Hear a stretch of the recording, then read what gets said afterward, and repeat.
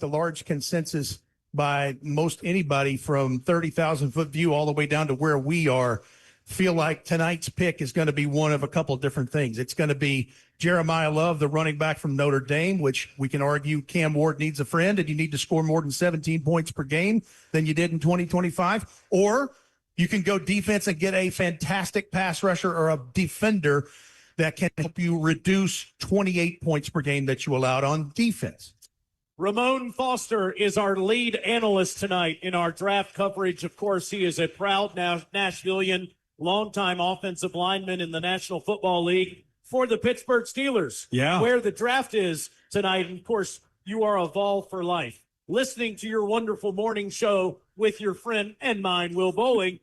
You guys have gone through every single scenario. Tell me about what you think the Titans have already done this offseason and what you expect tonight. Well, they've rebranded themselves, not just in the logo and the colors and everything else, but of course you mentioned the head coaching aspect of it as well, the leadership that they have and how Mike Borgonzi, Chad Brinken, their just entire camp have just changed the narrative about what the Tennessee Titans, I feel like, are moving forward. Defensively, they checked a lot of boxes on that side of the ball. They've gotten Cam Ward some help, but this is what the draft and every year is all about. How do you continually build and set foundational pieces? And I feel like the way Robert Saleh and his crew have come in this year, they've set a good foundation. Rhett mentioned getting the defense some help. We also have talked about numerous times Cam Ward and how you help him. The issue is they've done a good bit on both sides of the ball, so they've given themselves flexibility, I feel like, in this draft. If they go defense, I'm all right. If they go, I would say offense, but it's Jeremiah Love. If they go Jeremiah Love, feel like you are all right too. And that's kind of the way they've set this up by being thorough, I feel.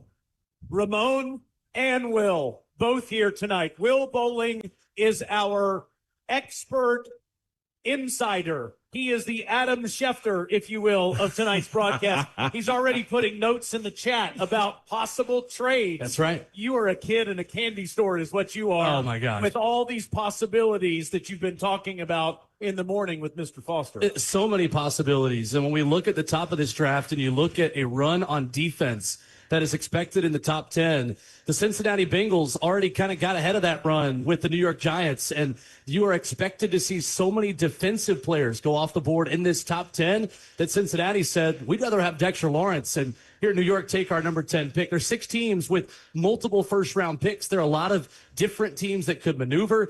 There's also one clear first-round quarterback. There's maybe another one in Ty Simpson, and that also changes some of the math for teams. Do you want to move into the back of the first round? Do you want to move back in order to get yourself a second first-round pick? All of that will impact the Titans with the way teams maneuver around and change things we've thought for months. Monday, that started to change. Tonight, it really could change in another big way. And Mike Borgonzi, the general manager, Red, has been saying for over a week now, press play. We're ready. You want to trade down? We're ready. Give us your freight of picks. Ready for a big-time pass rusher, ready for a running back, whatever it is. They have gone through every scenario prepared at the 4th pick. And that's what you do in the days leading up to tonight's event, so that when you get on the clock, and reminding, again, that things are now not 10 minutes per pick, it's 8 minutes per pick, so you better have all your homework done. And that's what they've done in the last 10, 12 days is run through every emanation, every scenario, every trade possibility, and then looking through their board. They know their board. The board is set. Who's the number one guy in pod number 1? Who's the next guy after that? And as picks come off, and in this case, there's only 3 before you get to that 4th one. But you've got all of that ready so that when you are on the clock, you are precise, you know what you're going to do, and you call in, and they send the pick to Roger Goodell. Mike Borgonzi is ready for whatever happens tonight. So are we right here on Titans Radio. When countdown to the draft continues, we will remember our dear friend, head coach of Tennessee Titans Radio, Coach Mac, Dave McGinnis. Coming up next.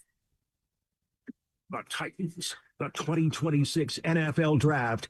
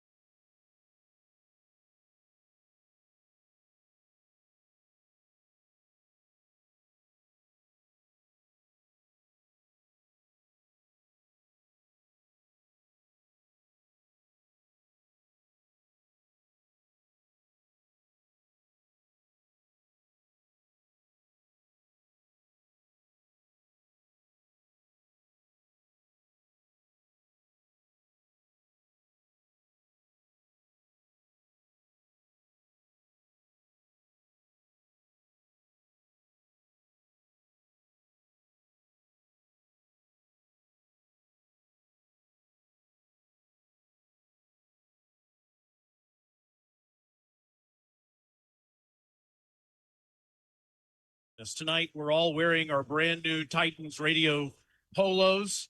They all say Mac on the left sleeve. We're also wearing a pin that says Coach Mac on our shirts tonight. And we have a display that Rhett Bryan has provided tonight with Coach Mac's headset and some roses right in front of us with his playbook that he would have been using tonight, writing down each of these picks.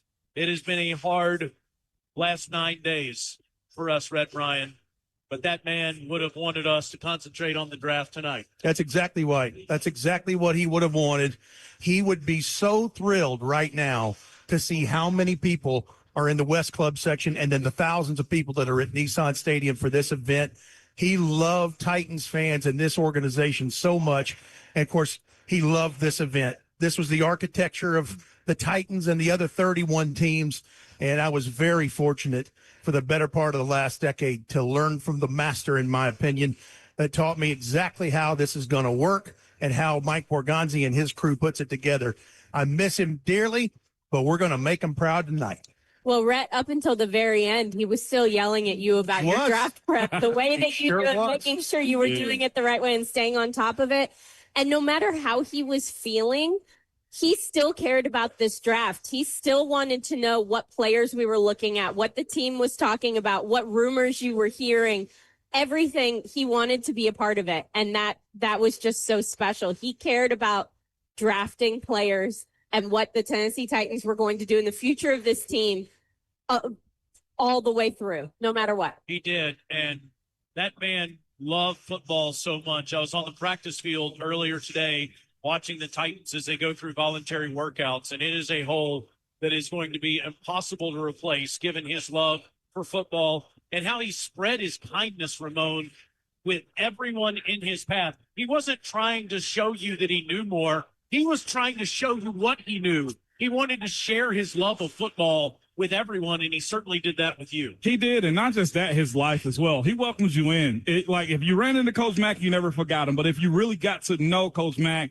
you got a piece of him, and he got a piece of you as well. It'd be stuff that he'd remind you of that you talked about a year or more ago and he would remember. And his detail to people and this process. And the one thing, too, that gave me a better appreciation about this entire process, pre-draft and just the NFL, is that he made an emphasis to all of us that were in this industry. The NFL is it. We must protect it. We must make sure that we push forward in everything that we do. And Amy brings up the fact that, he still was on red about his book. And he got on me hard, man. And we all got an opportunity to go see him, and you saw and felt him, even in a state that we never imagined him being in. And to me, being able to see him, being able to hear him, and I'll be honest with you too, but the people may have just heard this for the first time, like, he still fought. That Texas tough, that Tennessee tough, that Titans tough was in here, and Mac is NFL, and this city and this sport, and I think our country lost a real good guy in how he proceeded to live. Just hearing everybody's story, I feel like I'm going long, but I just got to say, hearing everybody's run-ins and stories, whether you were strangers that he helped pay for stuff for, or co-workers that he did things for silently. Like, we have a saying, real G's move in silence like lasagna. Like, real G's, like that was him. He moved in silence. Real G's move in silence. Like lasagna. I love that. But that's Mac, though. And I would guarantee you as well, everybody that has met him got a saying from Mac. And I would tell you all, keep your powder dry. That's right. Okay, we're going to have a hard time doing that tonight. I know. Especially after they just showed that incredible. Really inconvenient timing. If you're here at the party, we were talking about Mac on the radio as they're playing a tribute video to him. So to be, I'm a disaster. Do it, Amy. Do to it. be having this conversation while also seeing him on the screens and seeing him interact with fans. And I mean, can you guys imagine today with all of these people moving around here? We'd have to pull him off the roof. Like, he would just love it. talking to people. We'd have to bring him back to the air. It was really hard. We just have to go with him. Well, we had the great fortune of working with him last year, and he treated us like family. And one of the things I'll miss most is Rhett's pregame ritual of losing his mind and telling us how much he despised the other team. And Coach Mac saying some words we're not going to repeat. No, we don't need an FCC violation. Before every single game, and you and I just in hysterics watching that happen. It was unbelievable getting to experience all of that, all of the on-air, all of the off-air, all of Mac. And I feel like I've said this so much over the past couple of days, but Coach Mac was larger than life, but he never made you feel small. And for someone that lived the life experiences that he did, it was just so fun being a sponge around all of his football knowledge and just the aura that came with Mac, just the happiness that you would feel and watching football practice and setting up the booth on a Sunday or a Saturday night, getting to a different town over this past season. It was so much fun. He never met a man or woman or dog in football that he did not totally love. True. Every service dog at all 32 stadiums knew Mac, and he made sure everyone knew, hey, it's all right. Coach Mac and his dog are hanging out. And that was always cool. And no one ever really pressed him on that, did they? No. No, Let it he's happen. probably one of the few people in the whole world that got away with that. I kept thinking he's going to ruin a really highly expensively trained service dog. That's right. That's going to have a lapse in security, and there's going to be an issue. No, don't worry about that. Come here and meet Champ. He's a 7-year-old black lab. He's a good boy. Come here, boy. Some of the security people were always okay with him everywhere we went. I'm going to tell you something, though. You mentioned this, Ramon, about in his last few days how he was still dialed in to what the Titans were going to do at number 4. He had looked at this draft. He had looked at the prospects in this. He really liked David Bailey from Texas Tech. He mentioned him to me months and months ago, way back into the college football season. He knew that Arvell Reese can help you. He knew that Sonny Styles can help you. Reuben Bain, same thing. Someone asked him at his hospital bed, is number 4 too high to take a running back? He said, not if he's special. Yeah. So just keep that in mind. Absolutely. Mac is with us. Mac is watching. Mac knows. He knows this stuff like the back of his hand. He will. He will always be with us. And all of you have already referenced just the army of people that are here right now that have flooded this stadium. Yes. And the momentum, the energy that is being felt. And that man, we are going to miss him terribly. We were not ready for Coach Mac to leave us. But he did die with a smile on his face. He had peace in his heart. He had lived a full life, one that he was very proud of. But he also knew that the future of the Tennessee Titans was on the up and up. And he was very excited about that. And as each of you keep saying, he would look around here tonight and he would just be thrilled. Taylor, you're right, because I went back and listened to the last few minutes before we pitched a post game that early January day in week 18 in Jacksonville. And he said it as we were speaking about, you said, I believe in what we say when we say tighten up. I really feel like this is on the right path, even though things have been rough. And he said, and I'm quoting here, I've been a part of a couple of rebuilds. This is exactly what this looks like. But I can tell you this team is on the upswing. He knew it. He felt it. And he believed in what they were doing because he knew what they were doing. I mean, Coach Mac was at every practice. He was walking the halls. He was in people's offices, whether he was supposed to or not. He didn't care. He's Coach Mac. He does what he wants. So he's walking into meetings. Well, should he be there? We don't know. But he was so confident in what this team was doing. And he was so confident in the direction and the leadership. And just having Coach Mac's stamp of approval and having his buy-in tells me that everything I'll ever need to know, because he knows, he's seen it. He's seen so much football. He's seen so many organizations go through the good and the amazing. He has experienced so much life and so much of this NFL world that anything that Max said, I believed it. Just full sail, I'm in. Doesn't matter. I love what you just said about going into any room and he didn't necessarily belong there. He would call me every day and tell me what time he was coming over to practice, which was the same time, by the way. I knew what time he was coming over to practice. But I would always tell him, hey, come by my office. And I would say a certain time. And I would also allot for all the places he would stop before my room. Take him 45 minutes because he'd stop in every office on the way down the hall. We have a wonderful coworker named Amanda who used to be right next to my office. And Amanda is a proud Vanderbilt Commodore. And he would go in there and say, Amanda, Diego Pavia is short. They would just start a conversation about about Diego Pavia for like 5 minutes, and it was just hilarious to listen to that. And if he were here tonight, he would be in. I see Slay Dog over in the corner right now. My man, Ron Slay is in the building tonight. Yes, and he I'm going to is. tell you, if Coach Mack was here, he'd be over there talking to Slay Dog right now. Or tell him come over. Yeah. And we would say, Mack, we're on the air. Would have If put the they- headset down. And That's right. he'd say, wait a minute. I don't really care about that right now. I'm talking to Slay. Go ahead. Y'all got this. And we I'll would be have there in a gone on. minute. We would have gone on ahead. Sure. You're the head coach of Titans Radio. Do what you He please. follow laws, but not rules, is what you're telling That's right. us, right? And let me say this. You touched on it, Amy. What an indelible mark he had on the game of football all of his adult life, from high school to college to pros. And he had so much experience. He had over 600 games as a head coach.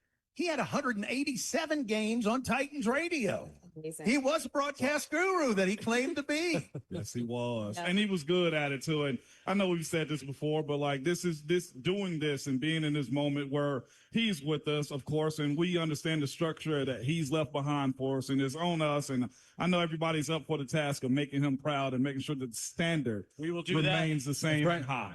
Yep. Sure. Absolutely. We are going to take a quick break, but when we come back, Countdown to the Draft will be here. And that is, of course, presented by Nobody Trashes Tennessee, brought to you by the Tennessee Department of Transportation.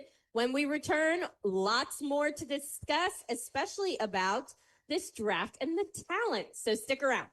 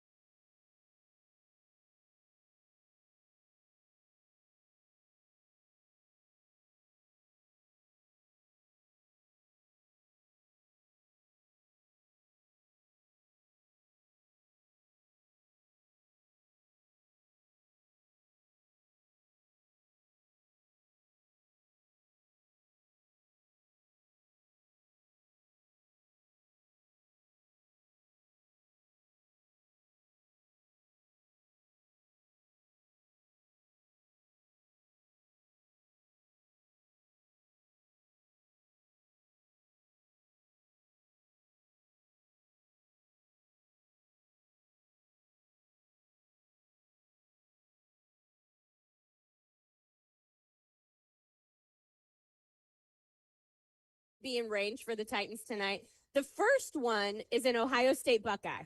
I think with Carnell Tate, you were talking about like a freak athlete. He averaged 15 yards per catch during his time at Ohio State. He is explosive. He has great hand-eye coordination, ball skills, and all that. The one thing that leads you to pause when you think about taking the number one, he played the number 2 role at Ohio State. Everyone who watched Ohio State knows that Jeremiah Smith is the cat's meow. And so can you project someone to go from being Robin to being Batman? And so that would be the thing that you have to figure out. Can he be the lead receiver? And if he is projected to be the lead receiver, how long will it take him to be comfortable in that? Or do you have plans to get a veteran that can be the number one so he can play the role that he always played? But he is fantastic. In Lemon, you talk about more of a smaller player, someone who is quick and explosive, terrific with the ball in his hands, but he's small. And you can get away with a smaller receiver. I'm not saying he's a slot, but he plays Z and F. He can go inside and outside to make it happen. And Jordan Tyson, man, I love Jordan Tyson. The injury history is what is going to be the concern. But when I watched him, I wrote in my notes, JSN, he reminds me so much of Jackson Smith and Jigba in terms of route running, playmaking, after the catch, and those things. But the injury history is extensive. How early is Tyson going to go? We'll see. Will Bowling's watching all this to see any trades are made. Amy, let's flip to the defense and NFL Network's Daniel Jeremiah and what he believes this draft is. Yeah, I think it's got a lot of starters in it. So maybe not quite the star power we've seen in some other years, especially 2 years ago at the quarterback position.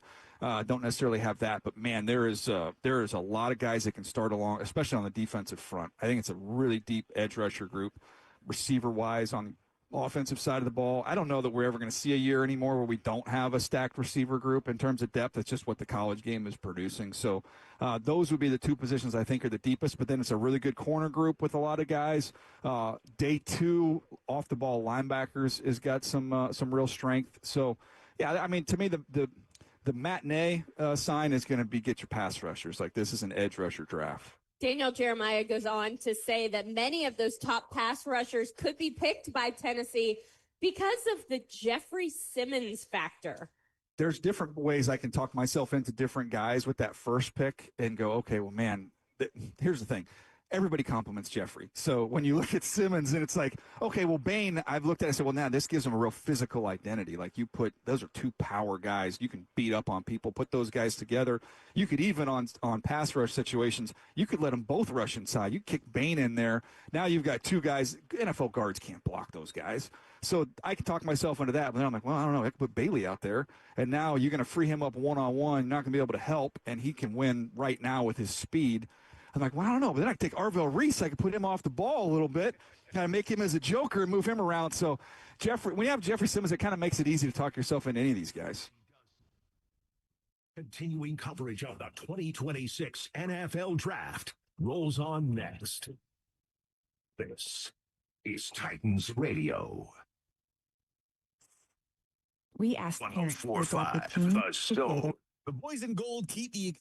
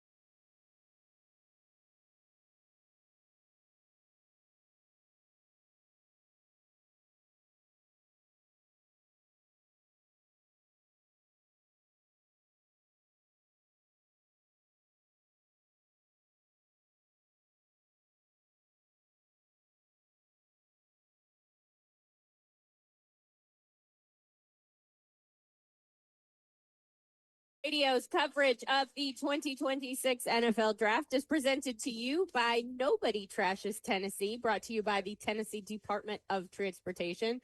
From the draft party at Nissan Stadium, we are here, and you're listening to Titans Countdown to the Draft. I'm Amy Wells. Titans General Manager Mike Borgonzi and his staff are ready. They're ready to pick the next Titans this weekend. Taylor Zarzer, who's sitting right next to me, had a chance to sit down with Mike Borgonzi before the second draft of his career as general manager. It's an exciting time. I mean, you put so much work into it, and when it's just like preparing for a game, when you feel like you have a good game plan and you're prepared for the opportunity, you know, it's exciting. We have an opportunity here now to add to this roster, to young players and that fit our scheme now and fit the culture that we're trying to build here with Coach Saleh. When we sat in here a couple of months ago, you made it very clear how proud you were of last year's draft class and the young players, and especially how they played towards the end of the season. But you said, we need to get better everywhere. Let's talk about free agency. Where did you get better in free agency, and what impact is what you added have on the draft?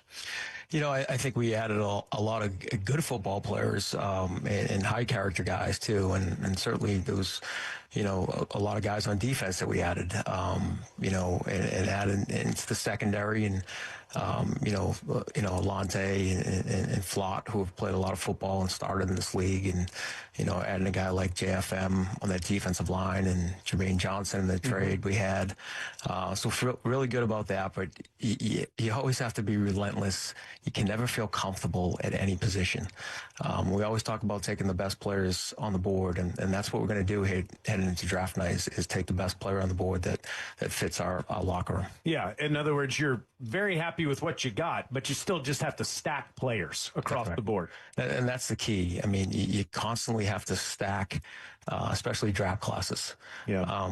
When you're stacking it with good football players that fit the culture, that's when you start to build the culture that you want, when you start to stack those draft classes. And you've said in free agency, you can get guys that complement the culture that you have, but truly you have to draft the guys to create a culture. Have you always believed that? Yes, being in the league as long as I've had it, and the teams that we've had success with, you have to build a culture of young guys where there's a standard. When you have a group of guys that all believe in the same thing, as soon as you bring another player into that locker room, everybody knows what to do. There's a standard for everything: how we practice, how we dress, how we communicate, and that's how you do it. So when do you get to and you go through this period as the season ends, then you go into a darkness retreat, you called it, in February around the combine, and you come out of that, and then obviously go into the pro days, and you have all these meetings. You said to the press, if the draft started right now, cool, we're ready. When do you arrive at that point where you're like, okay, depending on what happens with the board, we know what we want? When do you sort of say, all right, now we're ready? I think you have those last set of meetings in early April. And we just finished up with our scouting staff and the coaching staff. That's like really the last opportunity to really hash out any discussions you have on players and finalize the board. When you get to the second and the third round, it obviously is deeper in the board, but we saw this with last year's team, Mike. You drafted some guys that were massive contributors to the 2025 Titans. How many more contingency plans do you have for the second and the third round and into day three? I think that's a part of, even last week we were when we were with the scouts, we work different pockets of the board. You work in the top pocket where we're at 4, at 35, and then you go into the later rounds, you work in certain pockets of positional value. There's contingency plans everywhere up and down the draft board. When I talk about working those pockets of the board, we're going to have an idea of the players that are going to be there. And that's when really the good scouting staffs really separate themselves, I think, is in those later rounds. Because once you get past round 3, it's like everybody's draft boards are different once you get by those first maybe 100 players. And that's where you really make your hay. It's fascinating to me because there is such a passion for this. And I feel like the passion among fans is only increasing every year. They want to know what it's like to be in your situation and go through this entire thing. Can you feel that? Oh, you can certainly feel it. Yeah. I mean, the coverage that the draft has gotten over the years is unbelievable. There's so much interest in it from watching these players in college and then the interest at the NFL level and knowing all these players. But it's exciting. I mean, that's why the NFL is where it's at right now. There seems to be this almost unanimous belief that the Titans want pass rushers, that the Titans want more pass catchers, and the Titans want more offensive linemen. Would you agree with that, or is it as simple as that? Isn't that every team? We want guys that can get after the quarterback. We want guys that can protect our quarterback and guys that can make plays on offense. But yeah, I mean, those are the things you're looking for. And I think there's a lot of teams looking for those same things too. So you can't have enough pass rushers. You can't have enough playmakers. Another thing I've heard is, okay, well, if Mike takes a pass rusher in the first round, then he's going to go after a receiver in the next round. And then he's going to go after an offensive lineman after that. Is that the way that you work? If you've addressed this, then maybe you'll address that. Or is it, as you said earlier, I just want the best guy? I just want the best guy. When the arena lights dim for a concert, or when the crowd becomes one at a big game, you can almost feel like you're the biggest fan.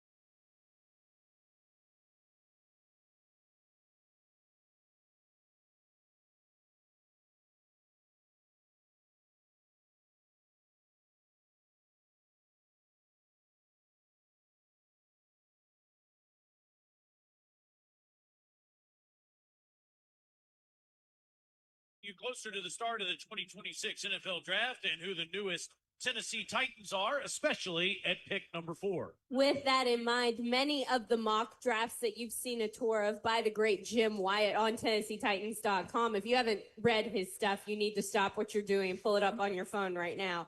But a lot of those mock drafts are tying the Tennessee Titans to Notre Dame running back Jeremiah Love. Trevor Sikkema of the NFL Stock Exchange podcast is high on the Doak Walker Award winner. First and foremost, when you talk about a running back being worthy of a top 10 overall pick, they have to be able to affect the passing game, right? In a very positive manner. Jeremiah Love does. Okay, so he checks that box. He's not Christian McCaffrey. I've seen some people be like, oh, he's Christian McCaffrey. I don't think he's Christian McCaffrey as a wide receiver, but when you look at the total athleticism that he has, what he could be after the catch, the type of receiver that he could be, and how he can help the passing game, because having that value in like being a quarterback's best friend out of the backfield, it's not just about being a good running back, which he is. You also have to be a receiving option as well. You have to be, again, I'm not calling him Christian McCaffrey, but what McCaffrey brings to the table, what Jahmyr Gibbs, what Bijan Robinson, what they bring to the table, those are running backs that are worthy of top 10, top 12 overall picks.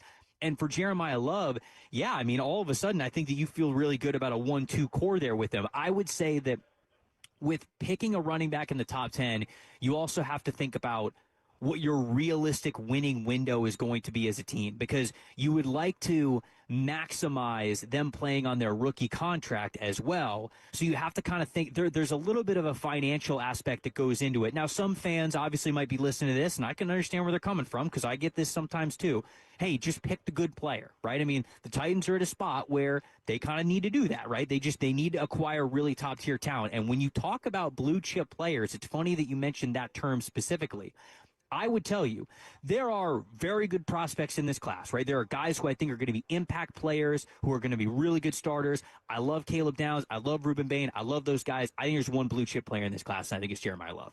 I think he is the lone blue chip player in this class where I go, you can't really miss with this guy. If you tell me he's going to be healthy, I think he'll be a top 5, top 3 back in the NFL for the majority of the first 2 contracts that he's going to have in the league. Insider Will Bowling just put on the screen that NFL Network's Brian Baldinger just predicted that Washington will trade up to draft Jeremiah Love tonight. So that's something to pay attention to here in just a little while. Big fan of Trevor Sikkema, does such a great job. Another name you will hear early tonight is Ohio State pass rusher Arvell Reese, and ESPN's Jordan Reed is puzzled by the Buckeye. I think this is one of the biggest questions among prospects at the top of the draft. Even myself, I went back and forth as far as what he is, a linebacker or edge rusher. Initially, I thought edge rusher, but now I'm back to the point where I view him more so as a linebacker early on in his career that could eventually transition to edge rusher just because he's so raw as an edge rusher. But the great thing about Coach Saleh's defense is that he loves those interchangeable parts up front. So that is one landing spot where you do trust as far as how they're going to curve his development or expedite his development, especially with a defensive teacher like that. And also he has the leeway to develop somebody like that, him being a new hire as well. So I think Tennessee would be a great landing spot for him. But me personally, I would feel comfortable starting him at linebacker first and then sprinkling him in at defensive end sparingly. While we're talking about Ohio State Buckeyes, another one comes to mind, but this one is on offense. ESPN's Field Yates has a pairing for quarterback Cam Ward, and we've got him right here on Countdown to the Draft. So Carnell Tate at 4 would be one of those where it's I think there's a case for him as the most pro-ready prospect in the class. Just pristine route running, disciplined route running, hits his landmarks, drops nothing that comes his way, over 17 yards per catch last season.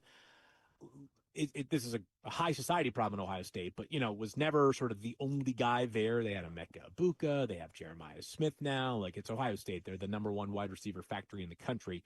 But, man, this past season, stepping into a bigger role was just remarkable. He is just so fit for whatever system he goes to. And I think just with Cam, it's going to allow him to do something that I know he's worked on. I know that has been a challenge, or has been challenged to him since basically his time at Miami. Is just while you have the backyard brilliance, right? The plays that look like they're the no to the yes, that's kind of, some of Cam's coolest plays from this past year were those kind of plays. But ultimately, if you just look at the NFL as a whole, and the history of the NFL, and the best quarterbacks that have played in the NFL, the trend is that the guys that can operate from within the pocket on schedule are going to end up having the best chance of sustained success. You're going to do a lot of damage outside of the pocket as well, but even the most dynamic of runners, right? Just Lamar Jackson this season leading the NFL in passing touchdowns. Josh Allen has thrown for, gigantic numbers. Patrick Mahomes has thrown for over 5,000 yards.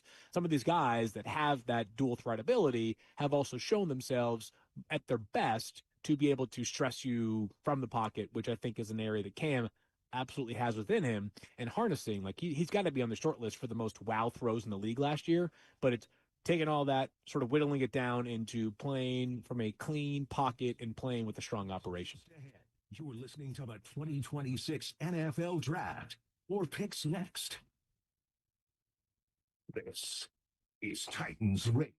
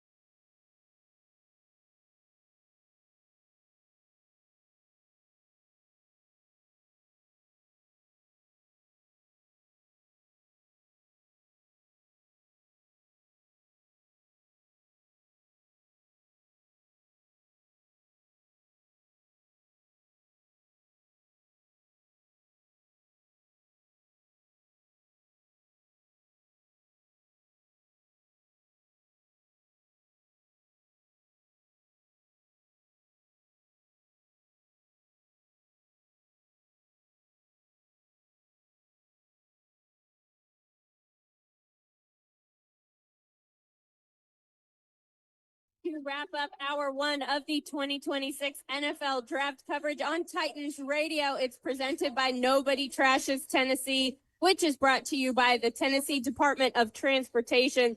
The first pick in this year's draft is just around the corner. Guys, we're getting the table set. Can you believe it's so close? I'm so fired up for it, Amy Wells. I'm Taylor Zarzer. We're rejoined by Ramon Foster and Rhett Bryan. This draft party at Nissan Stadium is ramping up as we speak. And just minutes before the first pick is made, let's check in with the man who will keep us up to date on the trades and trends and happenings in this draft. Will Bowling, Will, any new rumors, info to float out there? Well, you just mentioned it a moment ago, Brian Baldinger on NFL Network talking about potentially Washington moving up to trade for Notre Dame running back Jeremiah Love. There have been so many teams linked to a trade within those top 5 to 10 picks. The Kansas City Chiefs are a team that make a lot of sense there at 9 with a second first-round pick at 29. The New Orleans Saints have made 25 draft trades. All 25 of them have been trades up.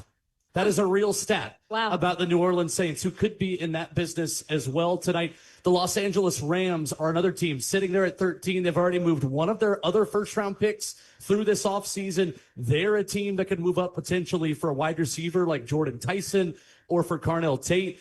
And you look at the Dallas Cowboys and Jerry Jones, who has never known to throw caution to the wind, let's say, with picks 12 and 20, potentially aggressive.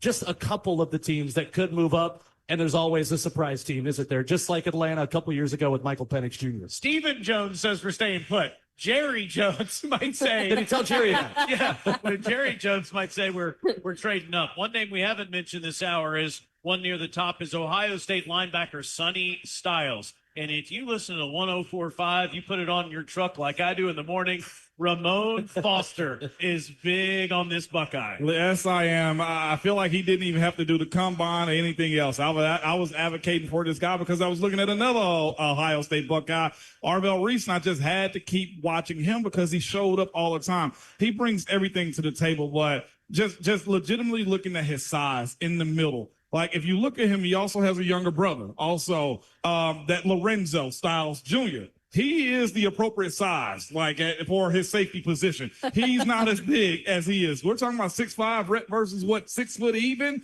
That's a big difference right there. But then you look at, okay, the size is one thing. Then the athleticism. And then you turn on the tape and you see him play. He runs fluid. He's downhill. He's side to side. Oh, and he was also a former safety, so he's good in coverage as well. Ohio State, they are who they are for a reason, and I say that with a lot of respect and hate at the same time.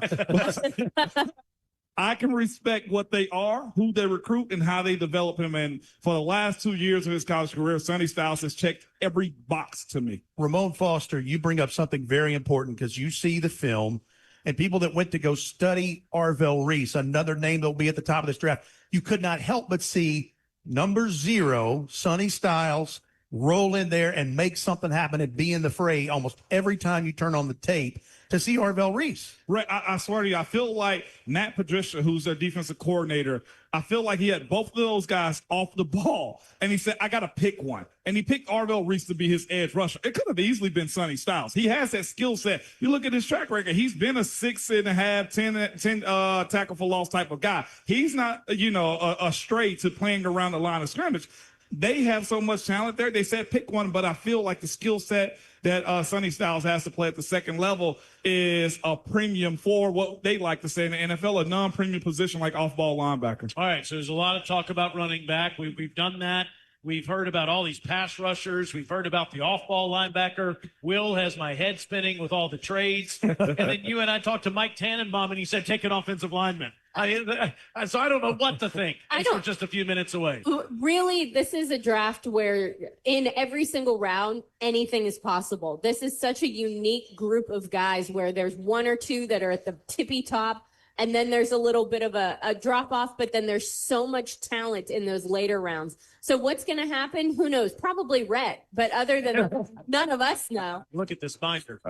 Say the other thing that has been reported, and Jeremy Fowler put this out within the last hour, speaking of things that maybe we haven't talked about that could be an outside chance, Jeremy Fowler reporting from ESPN, the Eagles, Browns, and Titans are among teams that have had discussions about moving up late into round one. Interesting. Okay. So Titans, Eagles, and Browns. Jeremy Fowler says conversations moving up into late round one. And I think that's something that it just depends on who is sitting there towards the end. It would make sense if Ty Simpson, not for the Titans, but if quarterback Ty Simpson from Alabama is still sitting down in that range, somebody comes up instead of waiting to try to go get him. I'm going to go to Murfreesboro and shake you at about 11 o'clock tonight if that happens. And you're going to break in, Rhett Bryan, with a Titans radio breaking news update. But no, I think that I'll be done by then. We'll let somebody else break the news, Taylor. I'm just so interested to see what the thought process is with these 32 teams, because we've talked about it this hour. It's a high floor draft, lower ceiling draft. There's a handful of special guys in this, and there's 6 teams that have 2 picks tonight. Do those teams package up to move up to get one of those special guys, or do they double down and, like Dallas at 12 and 20, do they get a really good player at 12 and 20 that can help their football team right now? It is a beautiful night in Nashville, Tennessee tonight. There's a lot of buzz at Nissan Stadium. We have tens of thousands of people that are here enjoying the NFL draft. We have Titans fans everywhere that are so fired up to show off their new jerseys, their new T-shirts, their new hat, their new logo. They're fired up about what their team is going to do tonight with the 4th pick in the draft. And could something else happen, as Will Bowling has just said? Man, it feels like Christmas morning. Mom and Dad, let me go downstairs in the living room. Let's go. Wait for what's about to happen here in a matter of moments with Amy Wells, Will Bowling, Ramon Foster, Rhett Bryan, and Zeph, Joseph Bonanno in charge. I'm Taylor Zarzer. When we return, we are coming back, and we are going through round number 1 of the 2026 NFL Draft. But before we do, more coverage of that 2026 NFL Draft is ahead, and we will right now pause for 10 seconds for station identification. Your home for the 2026 Titans is right here. This is Titans Radio. WTFX-FM, Gallatin, Nashville, your flagship for Titans. Stream the Titans now by downloading the 104.5 The Zone app. When seconds making a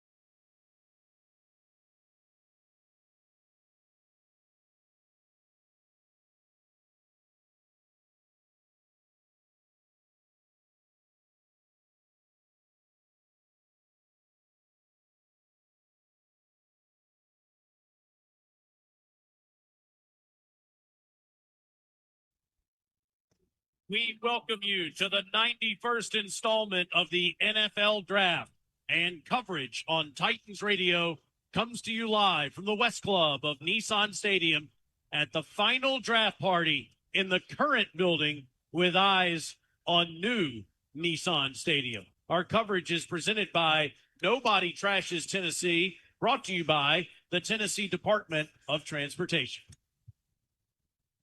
Now, it's time to talk to our esteemed panel about what is just about to happen here with the first pick, the second pick, the third pick, and then, yes, the fourth pick in this year's NFL Draft. My man, Joseph Bonanno, a.k.a. Zeph, is going to tell me and start waving his arms here in just a matter of moments. The commissioner's coming to the podium. When you hear,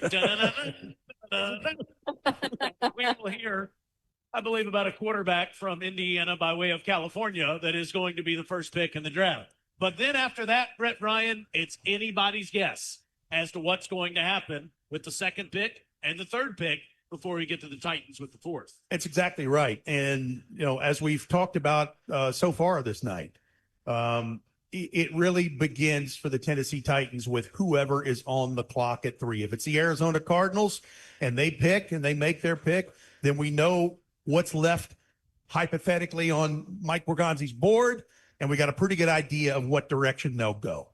Will Bowling, do you get a sense of what's going to happen with the second and the third pick? Mendoza, everybody believes, is just about to be selected with his family. He's at home right now celebrating this draft with his family. Of course, his mother is ill and unable to travel, so he's at home doing that. But then after that, who is going to bear hug Roger Goodell is anybody's guess. It's a great question. And the New York Jets are in an interesting spot because they had a visit scheduled with David Bailey, the edge rusher from Texas Tech. And then last minute, they no longer had a visit scheduled with David Bailey. That visit never happened. And Arvell Reese is sitting there talking yesterday in Pittsburgh about a great relationship he has with the Jets, about meeting with them. David Bailey didn't. Is that a big elaborate smokescreen? Is that because they're taking Arvell Reese with the second pick? I think Arvell Reese attracts a lot of trade interest if he does make it past number 2.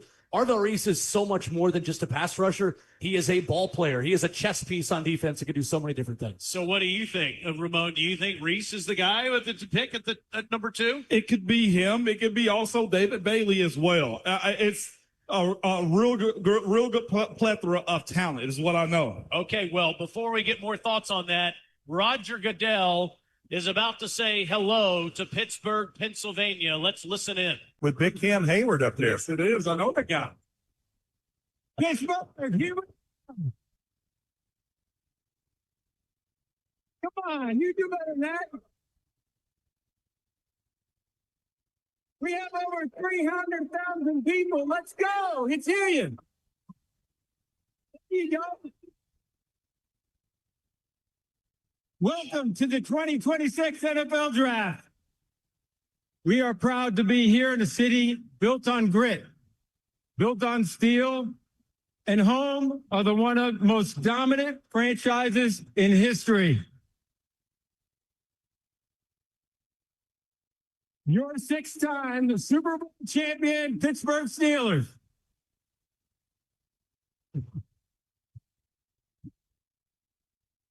But tonight we're going to celebrate Western Pennsylvania heritage. And as you can see, I didn't come alone. Steelers captain, 8-time Pro Bowler and Defensive Player of the Year, TJ Watt.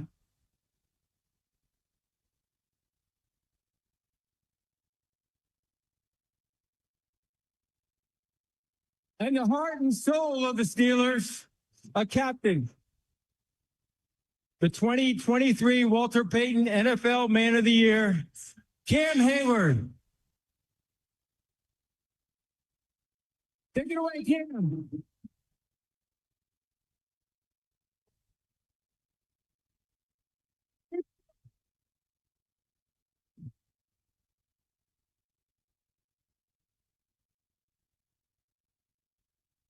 This is Steelers football. Tough, physical, and built to last.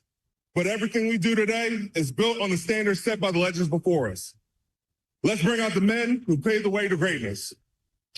A Hall of Famer, a true shutdown corner, a piece of the steel curtain, Mad Blood.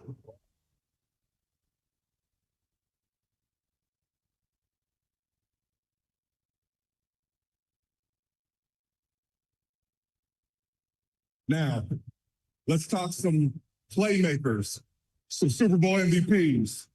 Liz Swan and Hines Ward.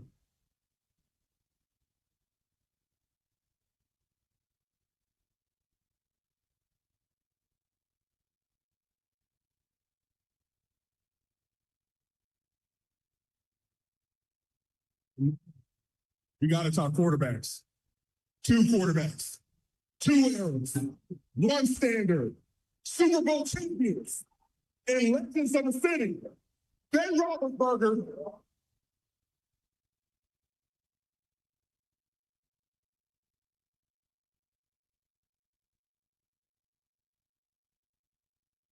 And one more, Terry Bradshaw.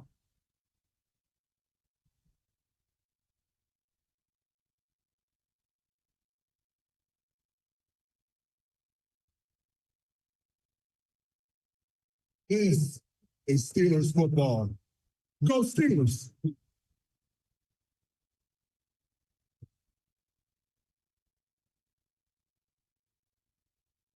Okay, these players forge the path for the next generation of stars we will welcome into the National Football League starting tonight.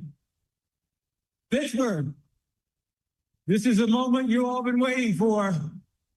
Yin's ready? No.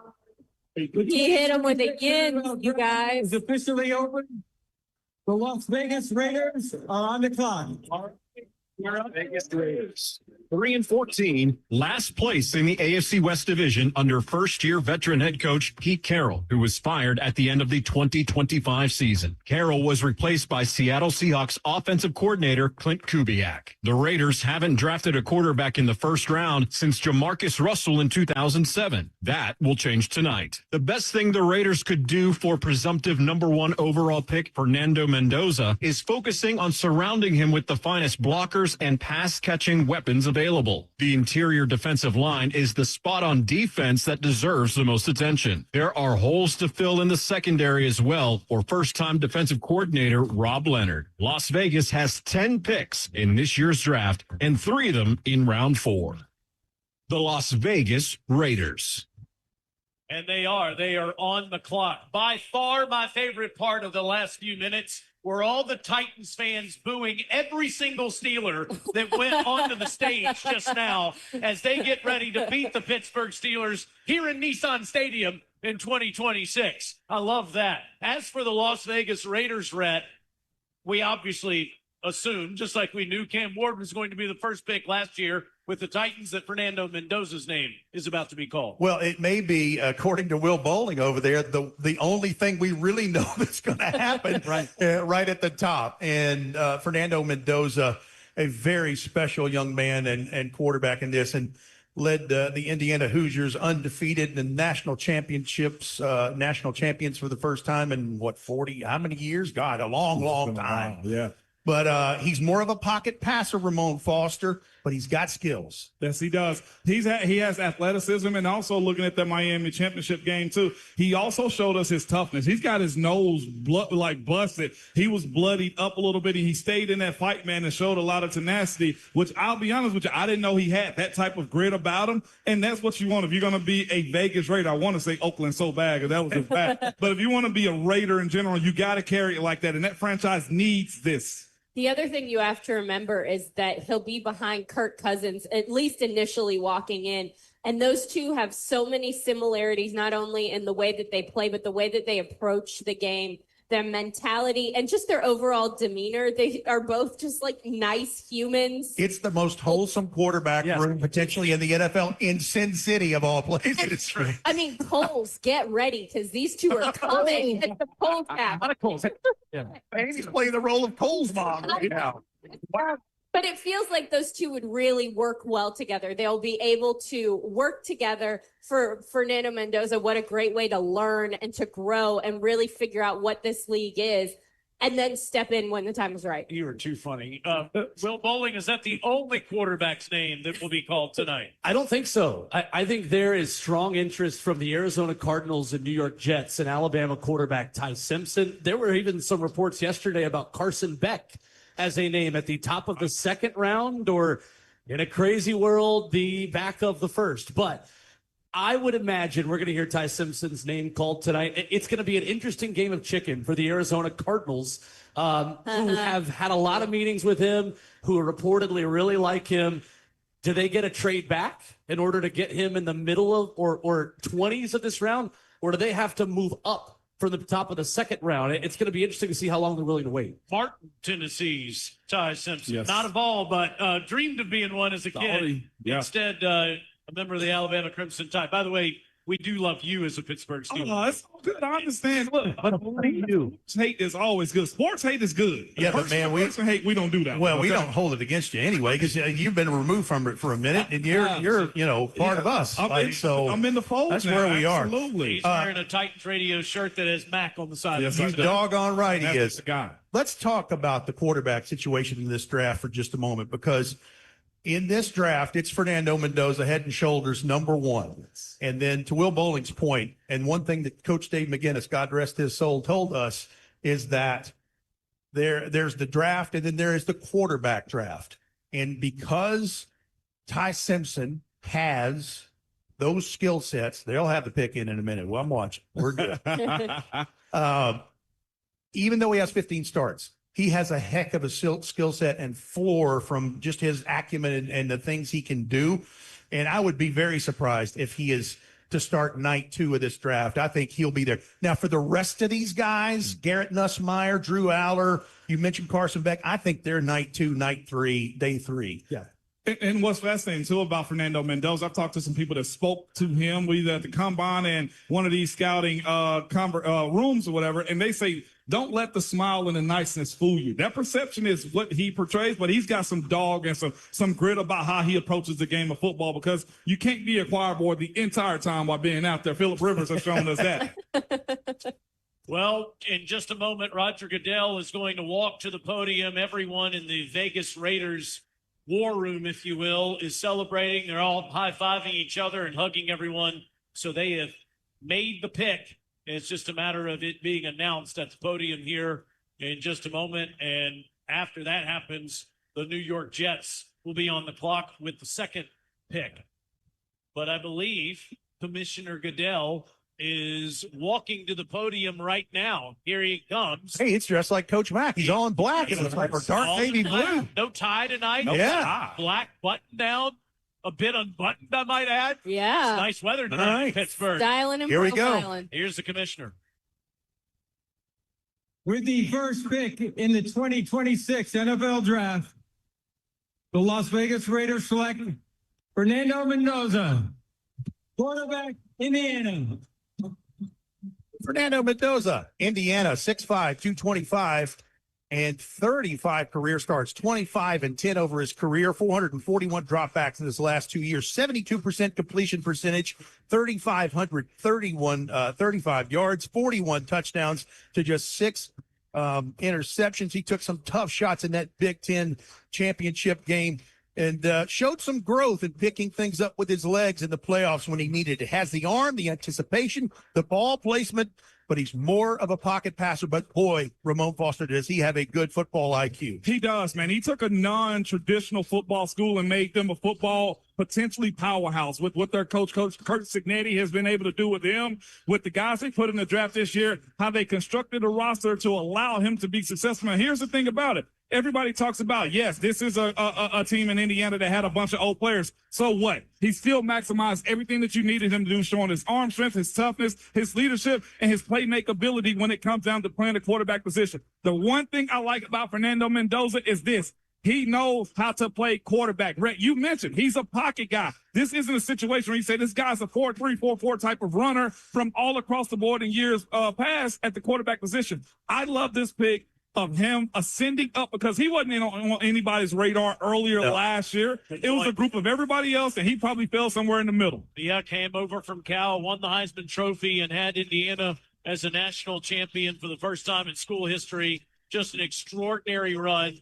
And he obviously is down in Miami celebrating with his family down there at his home as now the Jets are on the clock. He is a tough kid, kind of a different kind of personality in terms of just the way he interacts with others, always has a smile on his face. Off of the field is a little quirky, but on the field, he is tough. He's a dude, and you could tell how much he led and captivated his teammates on that Indiana team as well, how much those guys were willing to fight for him and play for him. He joins these quarterbacks who won a Heisman Trophy and AP National Championship as a starting quarterback and were drafted #1 overall. Cam Newton, Jameis Winston, Joe Burrow, now Fernando Mendoza, the fourth on that list. How about that? That is verified air right there. Okay, now the New York Jets are on the clock. The New York Jets, 3-14, last place in the AFC East Division under head coach Aaron Glenn. The Jets are loaded with draft capital, holding 2 first-round picks this year and 3 in next year's draft. So they don't necessarily have to select a quarterback in 2026, especially after acquiring Geno Smith as at least a bridge quarterback this offseason. Long-term, there is still a huge question mark at the position. Also, it would be nice to find a pass-catching complement to Garrett Wilson. On defense, head coach Aaron Glenn is desperate for more playmakers, even after overhauling the unit during free agency. New York finished with just 4 takeaways last season, the fewest by any team since at least 1940. The Jets hold 9 total picks in this draft, and 4 of them are in the top 45 selections. The New York Jets. Pick is in, and Commissioner Goodell's going to go to the podium here in just a second. Quickly, Ramon, what's your expectation here? I genuinely have zero idea. I think it's between David Bailey and Arvell Reese, just looking at what they are. They only had 26 sacks as a team last year, and getting an edge rusher or a threat defensively is where I lean with them with this pick that's coming in very soon here. And they couldn't get it to the podium quick enough, it looks like. What would you take, Rhett, if you were them between those two guys? Between David Bailey and Arvell Reese, I guess it just depends on what your flavor is, what you want. I like both of these guys.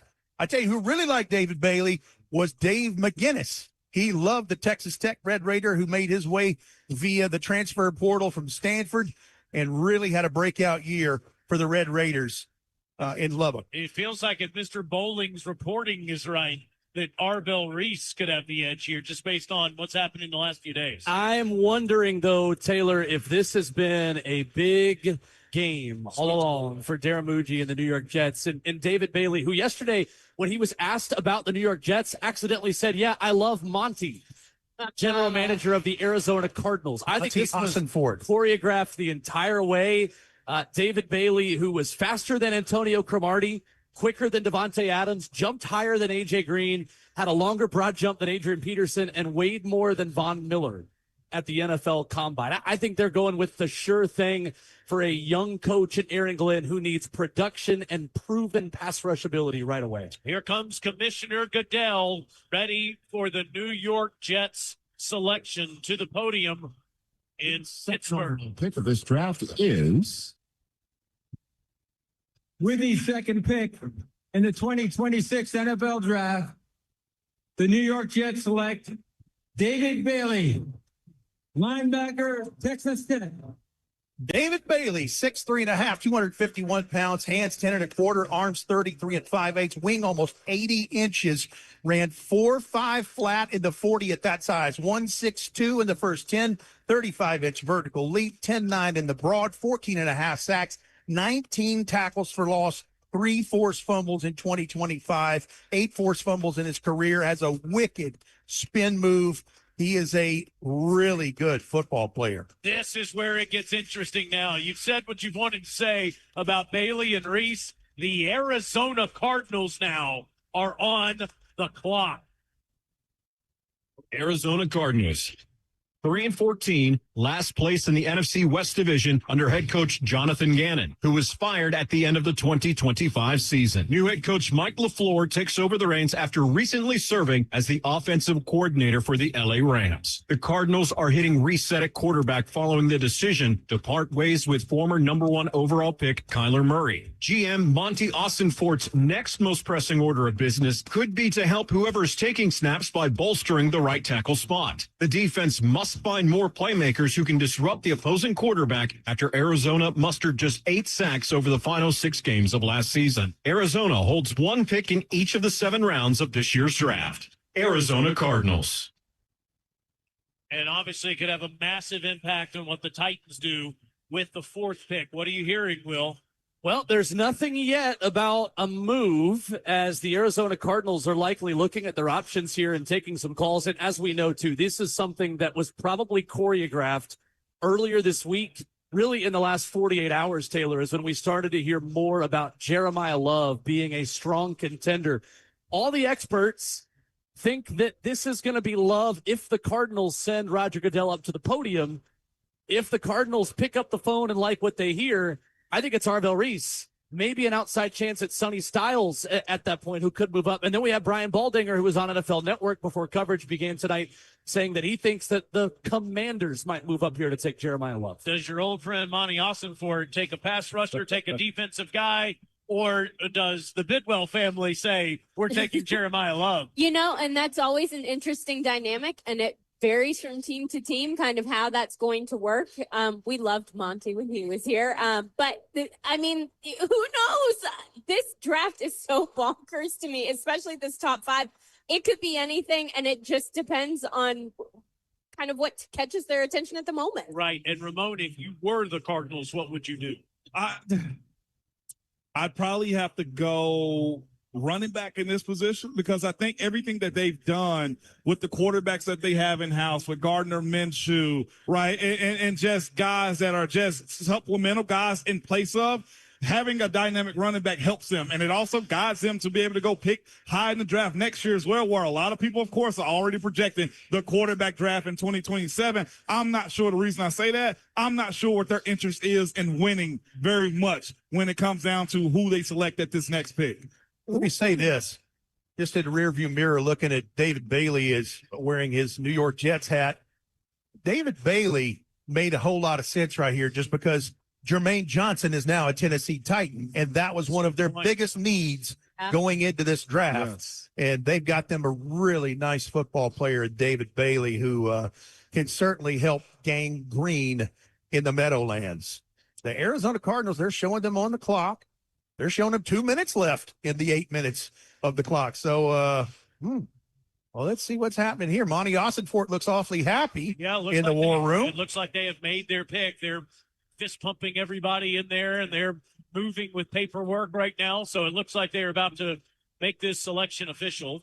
They're picking up a phone right now and about to call someone.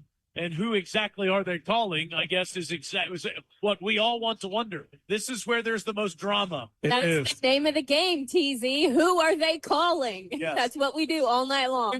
And that's what I love about this night, is that you just don't know. And as Mike Borgonzi, the general manager of the Titans, said, this is the lifeblood of your organization. And you have 8 minutes to figure it out. Obviously, you spend all offseason going through 100 different scenarios. But the Tennessee Titans, in the next minute, will find out what the Cardinals do and then have to react. Yeah, and there's going to be an opportunity to pick one of the best football players in this draft. Arvell Reese is a game changer. His teammate, Sonny Styles, who, when Ramon Foster first watched film of Arvell Reese, said, wow, I really like this Sonny Styles guy there as well.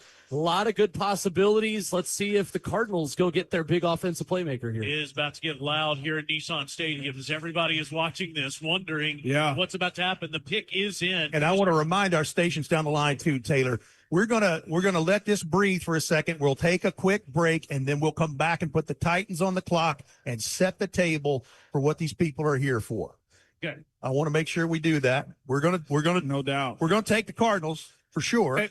We're going to discuss what that is. We're going to take a quick break. We'll come back. We'll put the Titans on the clock, and we will be ready to set the table with who it is. See what happens here, Ramon. Yeah, no doubt about it. And before, Commissioner Goodell comes up there as well, like the thing that you're left with of all the guys that are left in this top 5 is still high quality talent as well. As Coach Mack told you, Rhett, as well, like the guy that you're getting at this position is a guy that's going to end up being an off the bus type of guy. He goes and he runs, man, whether it's Jeremiah Love, whether it's Arvell Reese, or you pick a guy like Sonny Styles as well. The problem that I don't want to have right now is picking between whoever's left after the Arizona Cardinals selection is in. Yeah, but you're right. And it's the same thing the Titans are going to have at 4. You're going to get a good football player that can help you.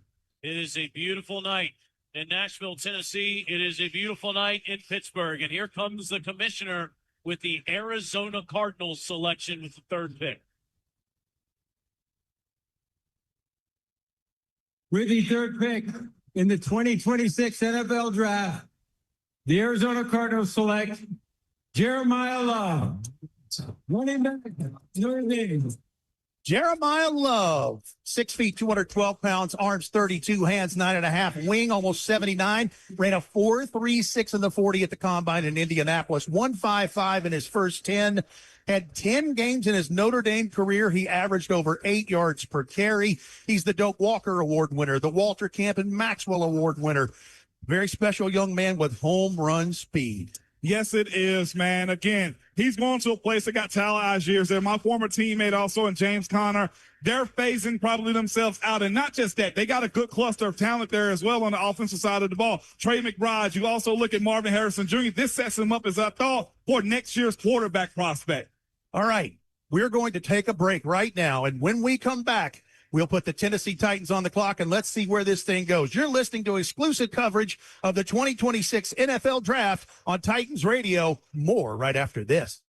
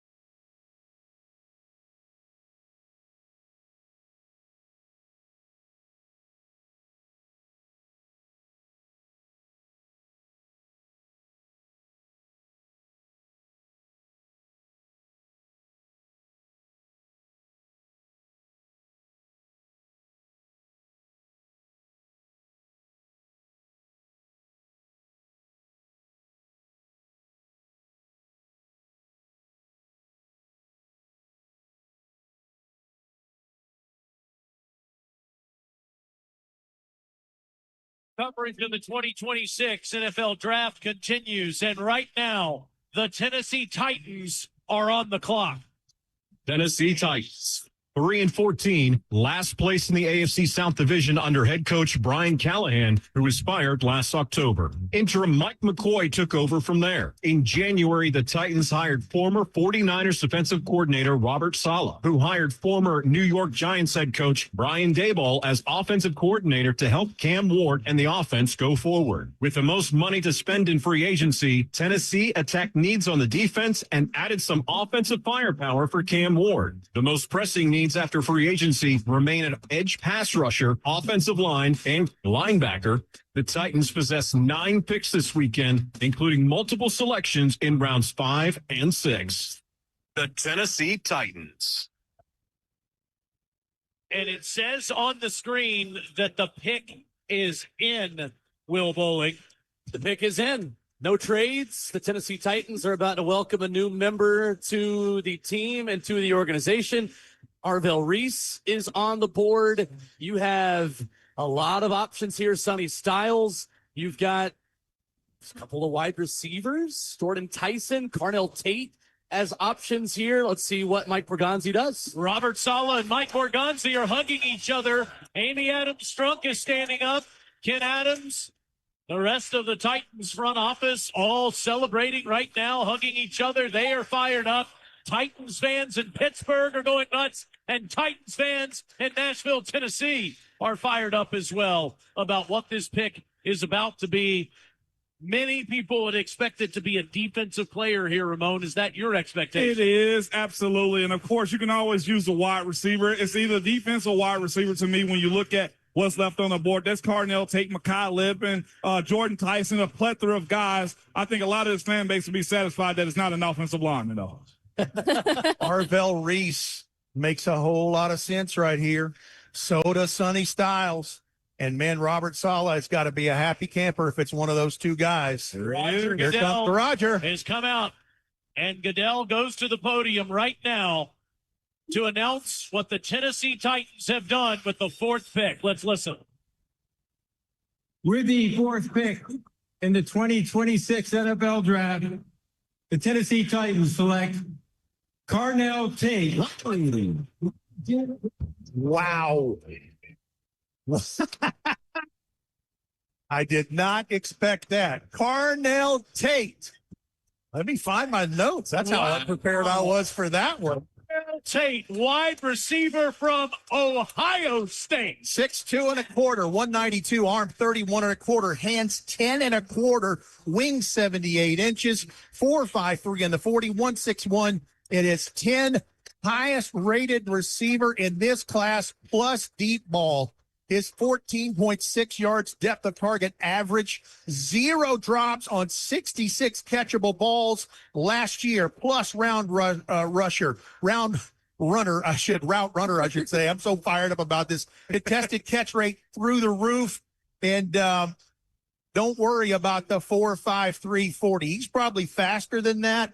Anquan Bolden ran like a 4.73 and turned out to be a really good receiver. Cam Ward has got him one hell of a target right here. Yes, he does. The most impressive thing to me about this, Amy, is the last couple of months, how incredible of a job the personnel department has done, locking this in the vault and saying, this is our plan. We are going to go through with our plan. And no one outside that room had any idea that this was their plan. We heard Mike Borgonzi kind of chuckle when he was asked about whether or not he plays into the smoke screens. He is a master at the smoke screens. But now that we're sitting here talking about it, it makes so much sense. You've got a young quarterback, and now with a young receiver where they can build and develop together, it works so well for this offense. He fits, he's dynamic. He's a guy who can make plays, which is exactly what this Titans offense needs. They need a dynamic playmaker, and they're about to get it in Carnell Tate. He looks good in that new Titans hat. He's got his jersey. The commissioner's holding. They've taken a picture on the stage right now.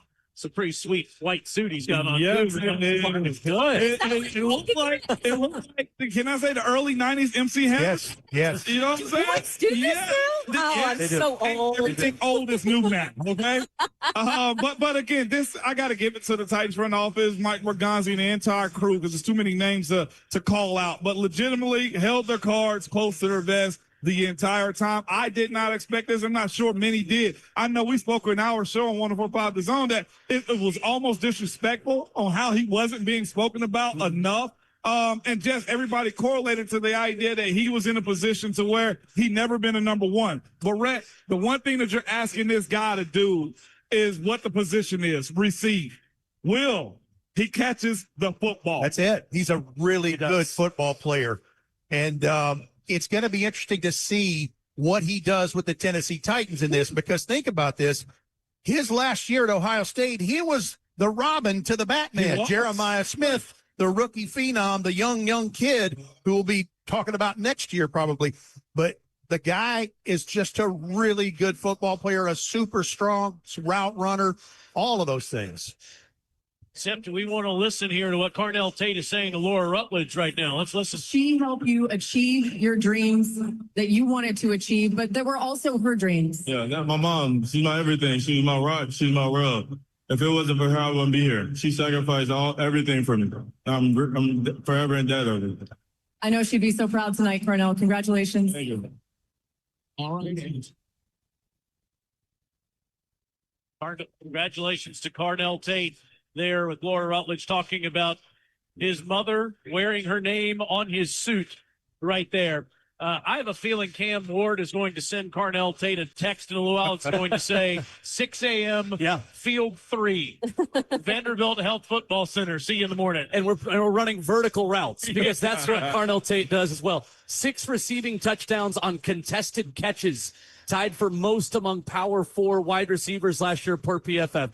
453 deep yards on targets of air yards of 20-plus yards. That was 6th among Power 4 wide receivers. He had 11 deep catches, 90th percentile separation metrics overall and against single coverage.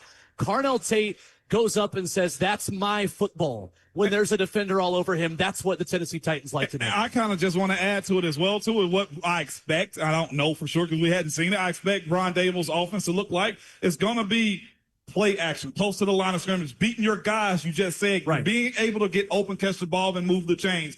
That's what you're going to be asking for this type of guy. Like he said, I think play action is going to be fine with him. He can go deep. He can catch across the middle, and he's tough as heck, too. And the beautiful thing is, too, to me, he's going into a situation with this squad where he's got real, what I like to call OGs. Some call them old guys, okay? Because of that, he can learn from Calvin. He can learn from Wandale. He can also be a part of that young cluster of Chimray Dike and Alec Ayumanor as well. They got a good cluster of youth and some old guys that can just usher him through this league. Well, you just went through all of those different options they have at receiver that were all on the field earlier today, catching passes from Cam Ward, Gunnar Helm, obviously at tight end. You've got Tajay Spears and Tony Pollard in the backfield that both looked excellent earlier today. You have all of those guys, and now you add Carnell Tate to this mix. I'll tell you what this says to me, Red Bryant. You got to go get a big-time defense. You need pass rushers. You need cornerbacks. You got to protect your quarterback. But if you want to be a championship team, you better have dudes at the skill positions for Cam Ward. You're so right, Taylor, because, again, 16.7 points per game is what the Titans averaged in 2025. That's nowhere near enough to get it done. Thus, hence the 3 wins and 14 losses. So, to your point, you can get a pass rusher in night 2 if you don't trade back into the bottom of this one. You can get a right guard, a center, whatever you need there. You can you can get an off-ball linebacker in night 2. So there's some things they can do there. I want to talk to you, Wyatt, about Carnell Tate and not the others in the top pod of what I call them Coach Dave McGinnis Memorial Mac board in this, because it's an argument between 3 or 4 guys. And obviously Carnell Tate was right there. And then there's Mekhi Lemon, the Biletnikoff winner from Southern Cal. And there's Jordan Tyson from Arizona State. Jordan Tyson might have been the top wide receiver in this draft, but the medical rechecks are massive for this guy. Collarbone, soft tissue, tore every ligament you could think of at Colorado 3 years ago.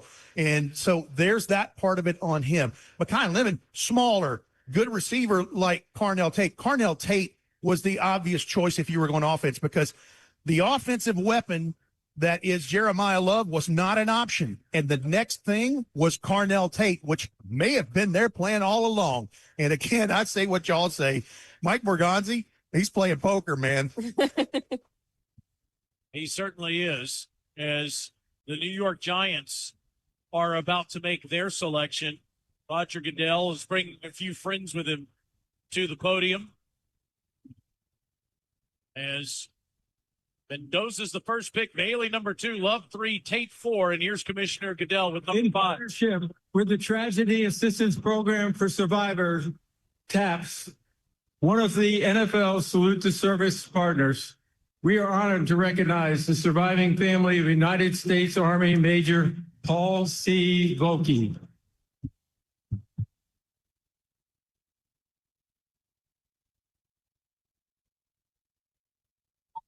Major Volke sustained tragic fatal injuries while deployed in Afghanistan. He is survived by his spouse, Tracy, and their two sons, Andrew and Benjamin. Major Wilkie was raised in the Hudson Valley and was a lifelong fan of the New York Giants, a tradition he proudly passed on to his sons. Wilkie family, take it away.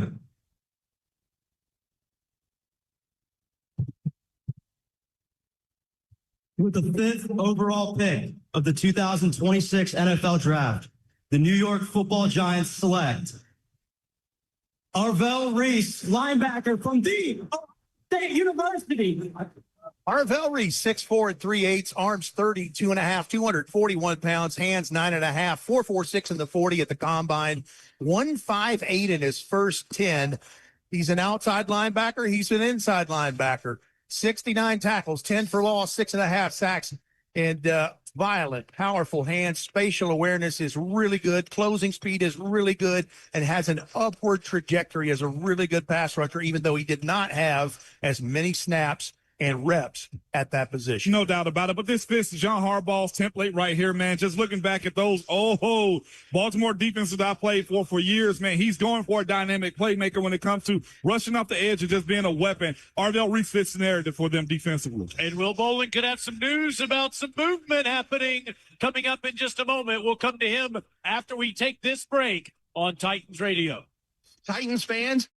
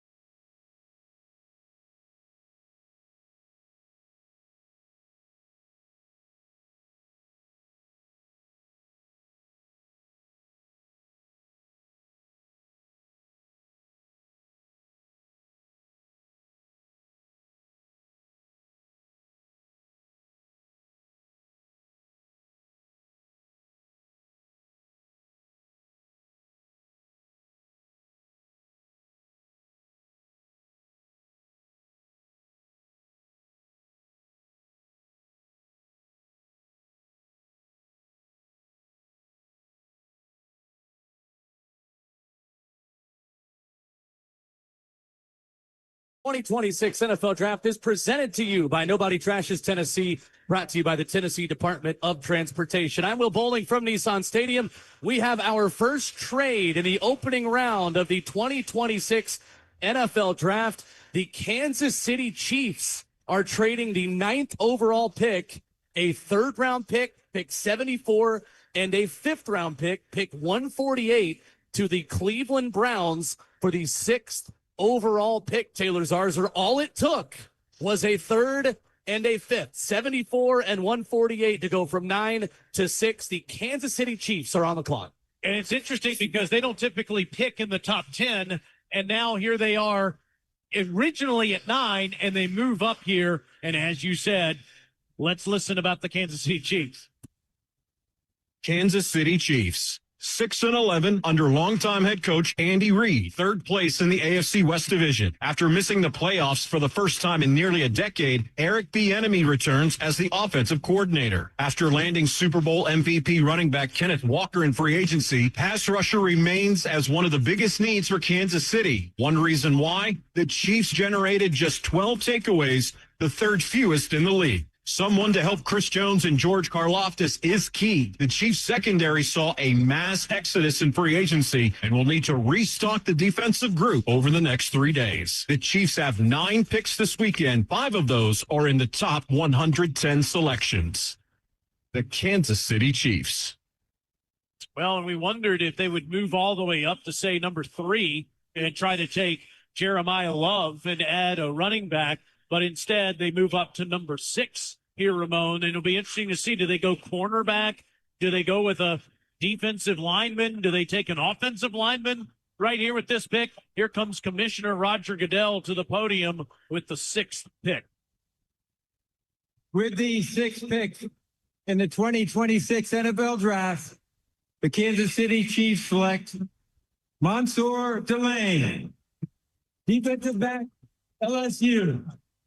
All right, Mansour Delane, LSU, 5'11 and 3/4, 187 pounds, arms 30 inches, hands 8 7/8, wing just under 75, 4.35 in the 40, hand timed at his pro day on March 23rd. First team All-American, All-SEC in 2025, 45 tackles, 2 interceptions, 11 pass breakups, allowed 10 completions for 119 yards last year.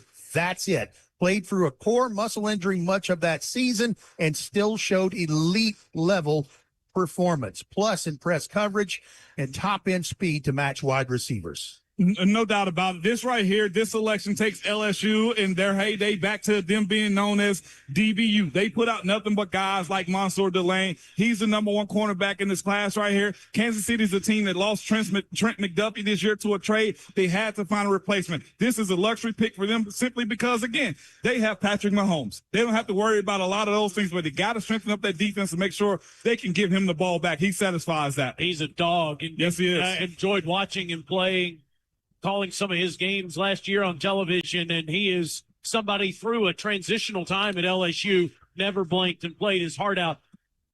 Originally, we thought maybe a Tennessee Volunteer would be the first cornerback taken in the NFL draft before injury. Yeah, and Jermon McCoy, who did not play last season for the Vols after tearing an ACL in off-season workouts, he had an electric pro day up in Knoxville about a month ago. There have been reports about a bone plug in his knee that are maybe keeping him as a medical red flag from even being picked at all tonight in the first round, Taylor. But Mansour Delane is just so sticky in coverage. The 14th unanimous All-American in LSU history, the first since Joe Burrow.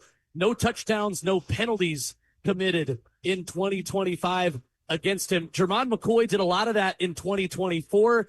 But the health and the fact that what have you done for me lately? Mansour Delane's put that on film more recently than McCoy had. Kansas City Chiefs not on the Tennessee Titans schedule in 2026, at least in the regular season. Who knows what happens after that? I like where you're going. Carnell Tate, the pick with the 4th pick in the draft to the Tennessee Titans, wide receiver out of the Ohio State, is a big story here in Nashville tonight. We will try to keep up with all of the picks as much as we can, as at least for right now, Rhett, the Washington Commanders are on the clock, but we'll see how the night goes. Yeah, we made it to 6 selections, and then there was the first trade. We'll see how many more subsequent trades there are.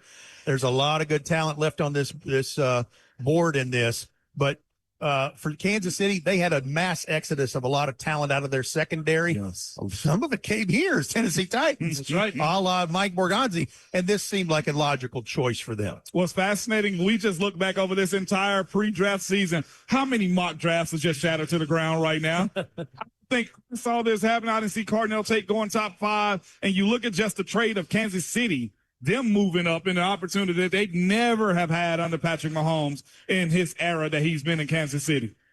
Yeah, it's interesting you just said that because Jim Wyatt asked over 150 people who they thought was going to be selected by the Tennessee Titans with the 4th pick in the draft. And I'm scrolling through here right now, and I'm trying to see if anyone said, yes. How about this?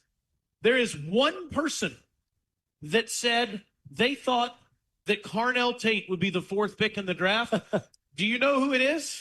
No, I remember looking at the post that Jim made, but I don't remember. CJ2K said Carnell Tate. Chris Johnson. Wow. Mr. 4-2 for himself. Said Carnell Tate would be the 4th pick in the draft. How Take about a that? bow, CJ. Chris Johnson. Goodness gracious. How about that? All right, the 7th pick is ready. Here's Commissioner Goodell. By Nationwide is awarded to one player each year and celebrates their profound impact on and off the field. I'm joined on stage by former winners Lynn Swan and Jerome Bettis.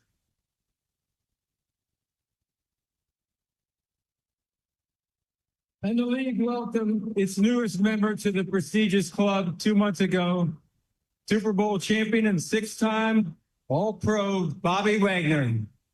Way to go, Bobby.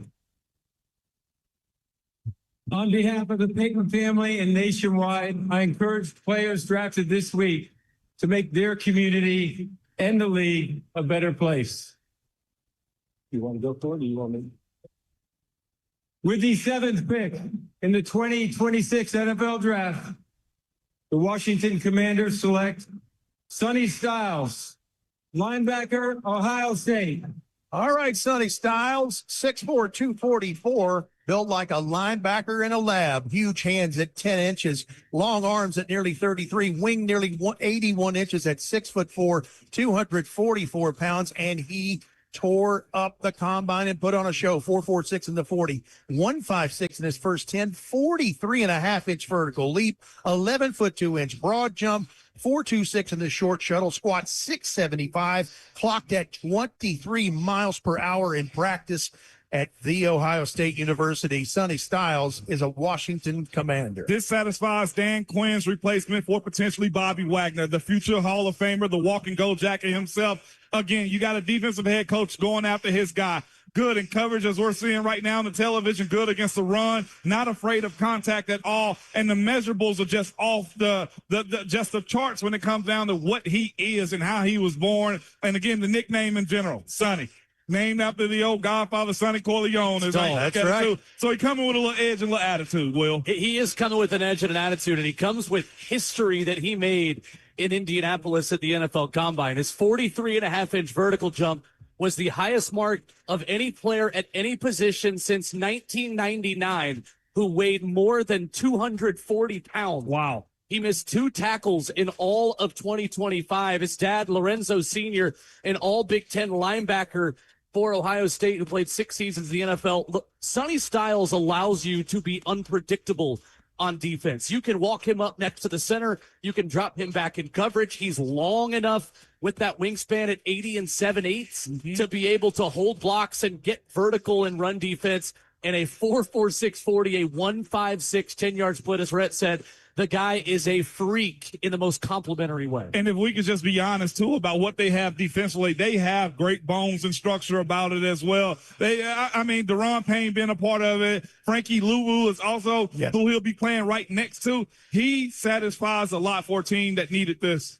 Well, we wondered if we would maybe see Sonny Styles play here in Nissan Stadium this year. And guess what? We will. But it'll be for the Washington Commanders when they come here to town. The schedule, by the way, is coming out in a few weeks, so we'll find out exactly when that game is, as he'll line up against the Titans for the Commanders this year. No doubt about it. And again, with what this team has been, the Tennessee Titans has been built for, and the attitude and style that they're going to play football with, they'll be prepared for him, of course. But legitimately, this is a guy that could have a long career in this league, but he's going to have some challenges for sure because everybody's going to want to put their hands on him. 3 of the first 7 picks in the draft, Rhett, are from Ohio State. How about that? Well, it just shows you what a program that has been built up there. I mean, Big Ten football, as much as it pains me as an SEC person, is really, really been good and really strong. And they just keep pumping out draft pick after draft pick. They really do. You hear all this commotion in the background? Oh, yeah. That is because Carnell Tate is on the big screen at Nissan Stadium right now as he does a Zoom interview right now in Nissan Stadium with tens of thousands of people listening We'll have him here. No doubt. We'll have him here. We'll also have a conversation with him here in just a moment, but that's why everyone's going crazy in the background right now. Yes. Let's do this. Let's take a little break. We'll come back, reset what's happened in the first round so far, and get ready to talk to Carnell Tate down the road here before you finish listening to 2026 NFL Draft coverage on Titans Radio. Stand by. More coverage is down the pipe, pick by pick.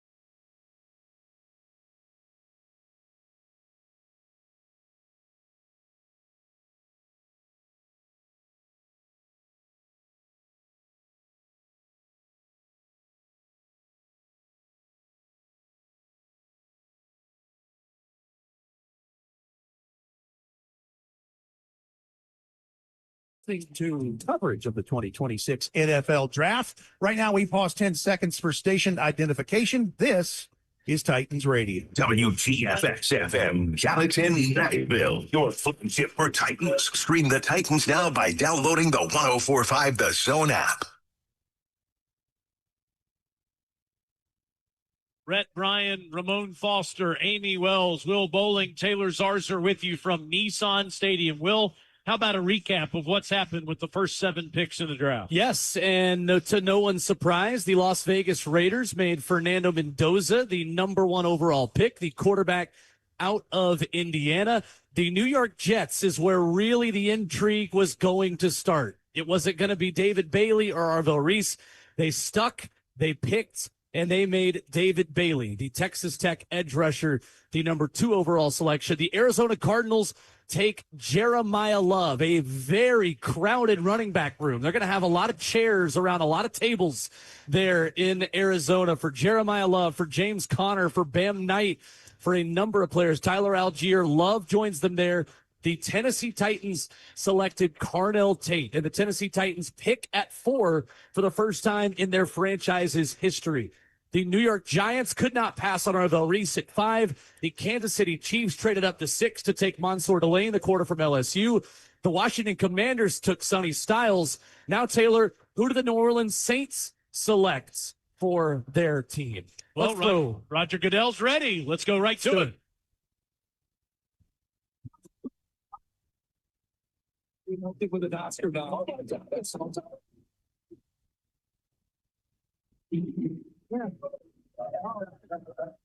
Is this thing on? You're the 8th pick in the 2026 NFL Draft. The New Orleans Saints select Jordan Tyson, Arizona State. Jordan Tyson, 6'2" and change, 203, hands 9 1/8, arm 30 1/4, wing 75 1/4, 26 bench press reps at 225. And due to a hamstring injury, did not perform at his pro day, did not perform and test at his combine. But you had to figure that this man was moving towards the top 10 in this draft, despite medical red flags and rechecks, when he had a pro day of his own just a few days ago, the last one before all of this, and 18 teams showed up to watch him run routes. And I'm telling you, if he hadn't had the injuries, he might be the first receiver taken in this draft. He's really good, really electric. But boy, the New Orleans Saints must have done some vetting, and they needed someone to go opposite Chris Olave. And that's the beautiful part about it, though, too. Most good teams have two good wide receivers, which is why I think the Titans end up taking Carnell Tate as well. And, again, you mentioned the injuries. I somewhat look at them sideways because, again, you talk about the knee reconstruction. That's an impact type of injury right there. You talk about the collarbone that he had. That's an impact type of conversation, too. Maybe protection of himself, how to hit the ground. Be aware of your surroundings type of situations, what he has to be used to. The hamstring, that's a maturation and time on task type of job as well, too. But again, you look at his size, look at his height. He's got the speed for it, the catchability, and he can just beat anybody, at least at the college level, one-on-one as well. Good pick for, again, a group that doesn't have a solid quarterback, although Tyler Shuck is the quarterback and starting right now. And they will hope that Jordan Tyson can make Tyler Shuck a more solid quarterback. Last season, Jordan Tyson lowered his drop rate from 8.5% to 1.6%. He's had injuries. He's dealt with hamstrings, tore his ACL in November of 2022, but he is a big-time talent. And in 5 games against ranked opponents, Jordan Tyson, 616 yards on 44 catches, 66 targets, 24 first downs, 6 touchdowns just against ranked teams. Well, he didn't just tear his ACL. He tore his ACL, MCL, PCL, all of it when he was at Colorado Buffalo. He might have an injury to his tear ducts Oh right my now. God. My gosh, I mean, the tears are flying He's sobbing out of his face right now. That's the way I would describe it. He is sobbing. He's sobbing right now, man. Overcome with emotion right now as he just gives a bear hug to the commissioner of the NFL, Roger Goodell. Tyson is the 8th pick in the draft to the New Orleans Saints. So the first 8 picks have been made, and now I believe the Cleveland Browns are on the clock. That is correct. The Cleveland Browns on the clock. A lot of folks have talked about offensive line for the Cleveland Browns, protecting a crowded room of quarterbacks, including Shedeur Sanders, including Deshaun Watson, who they think could be back and healthy this season. And we'll see exactly what they do here, Taylor. But with the Chiefs moving up to 6, that gives the Browns a pick here, and it gives them 11 picks in this draft. Let's hear about the Browns. Cleveland Browns, 5-12, third place in the AFC North Division under longtime head coach Kevin Stefanski, who was fired in January. After a lengthy search, the Browns landed former Baltimore offensive coordinator Todd Monken to be the next man in charge. The Browns cycled through 3 quarterbacks amid another double-digit loss season. Cleveland is in position to potentially solve the organization's decades-long search for a franchise quarterback. Help along a completely different offensive line could also be in the cards, especially at tackle. Wide receiver and cornerback are also areas of need. The Browns have 9 picks this weekend, and 4 of them are in the top 70 selections. The Cleveland Browns. Okay, so here they go with the 9th pick in the draft. After that, I believe it's the New York Giants again with the 10th pick. I keep questioning this because who knows? There could be some more movement here in the picks to come. Yeah, and I think Jordan Tyson was a player that reportedly the New York Giants were a really big fan of.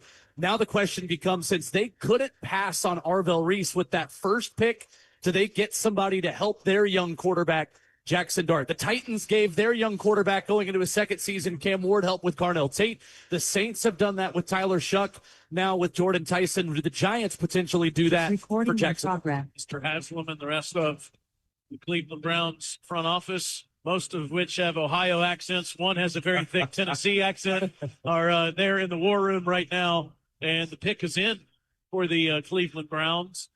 And Roger Goodell will be going back to the podium. I really like this, Ramon, these 8 minutes between picks. I do too. It's flying. I think it adds more excitement to it. I remember back in my day, saying that back to 2009, It was 15 to 20 minutes long, and it was just so drawn out. And it just, again, shows the growth of the league because, again, this is just how they roll.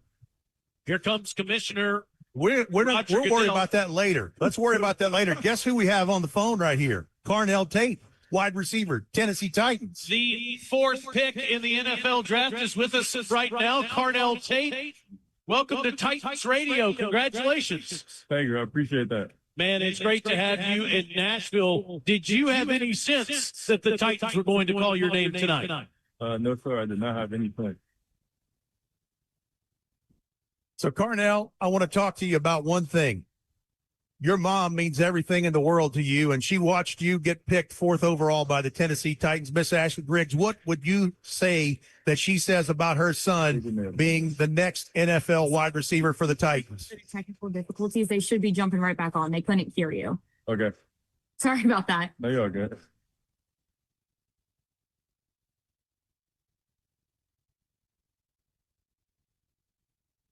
And I think we'll get back to Carnell in just a moment as we try to connect with his audio here, guys. Yeah, no doubt about it. It's a lot of information. A lot of moving The parts. highway internet is always in question when it comes down to this type of stuff. And again, I'm sure his excitement level is through the roof. And a lot of that movement right there, you just kind of got to be able to pivot. And what does Nike say? Just do it and move on, right? Exciting times. It is, right? And you got to, his heart is probably still beating through his soup right now as he's trying to calm down and just imagine himself becoming a pro. I can't imagine And it. the cool thing is for a guy like him as well is, 3 years at Ohio State and done.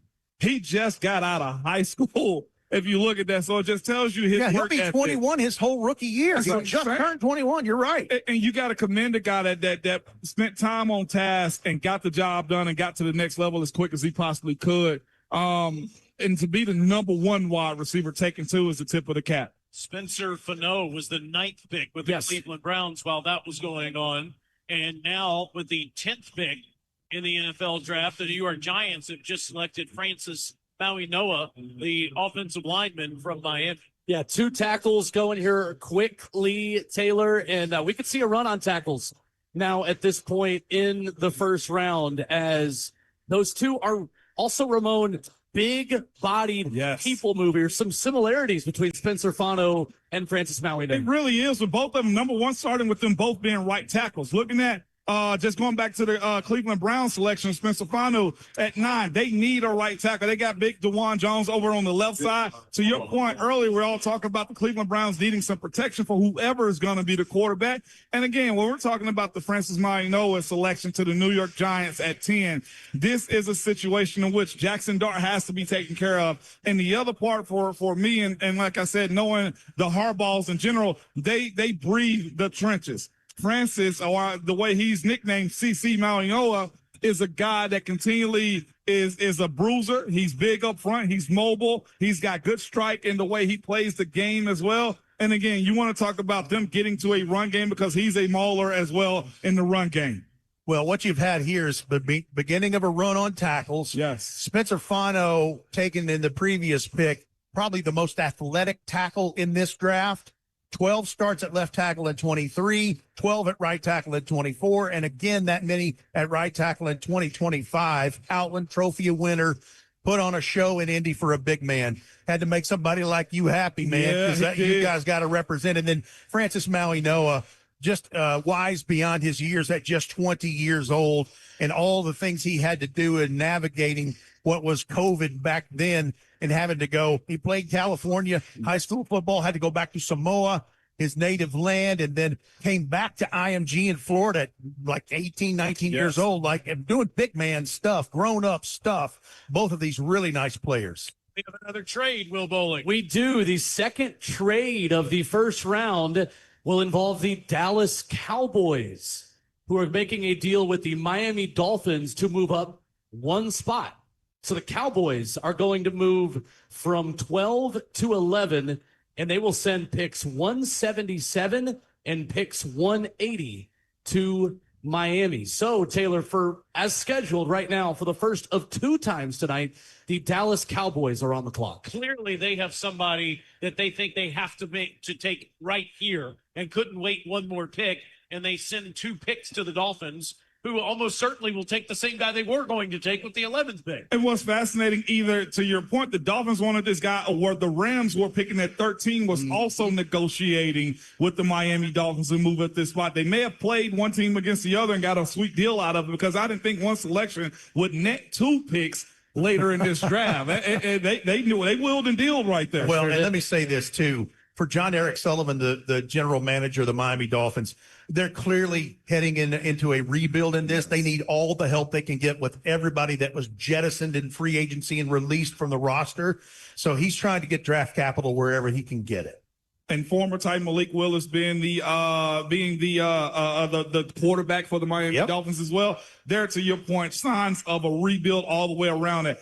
The Cowboys being very aggressive. Is this now 26 trades all moving up? That was the Saints. That was the But Saints. I wouldn't blame you for thinking that was the Cowboys, who are the team that had moved up 26 times under Jerry Jones. Between Jerry and Steven, I don't know which way to go with this. They look fired up. They're going wild in the Dallas Cowboys war room right now, that's for sure. Yeah, like somebody just dropped off Whataburger for them. That's how fired up they look. Texas. Well done. Okay, I believe we have Carnell Tate that is going to join us here. Carnell, it's Titans Radio. Can you hear us? Hello? Hey, Carnell, good to have you with us here in Nashville. We would love to hear about the excitement you have being selected number 4. Oh, I'm very excited. They showed the program believes in me. They trust in me. I'm very excited. All the emotions I feel. I know your mom means so much to you. And I know you don't have her with you on this earth right now. Can you hear me? But yeah, we can hear you. Absolutely. Your mom is no longer with us, but how do you think your mom would feel right now knowing her baby boy is the number 4 overall pick and the next wide receiver for the Tennessee Titans?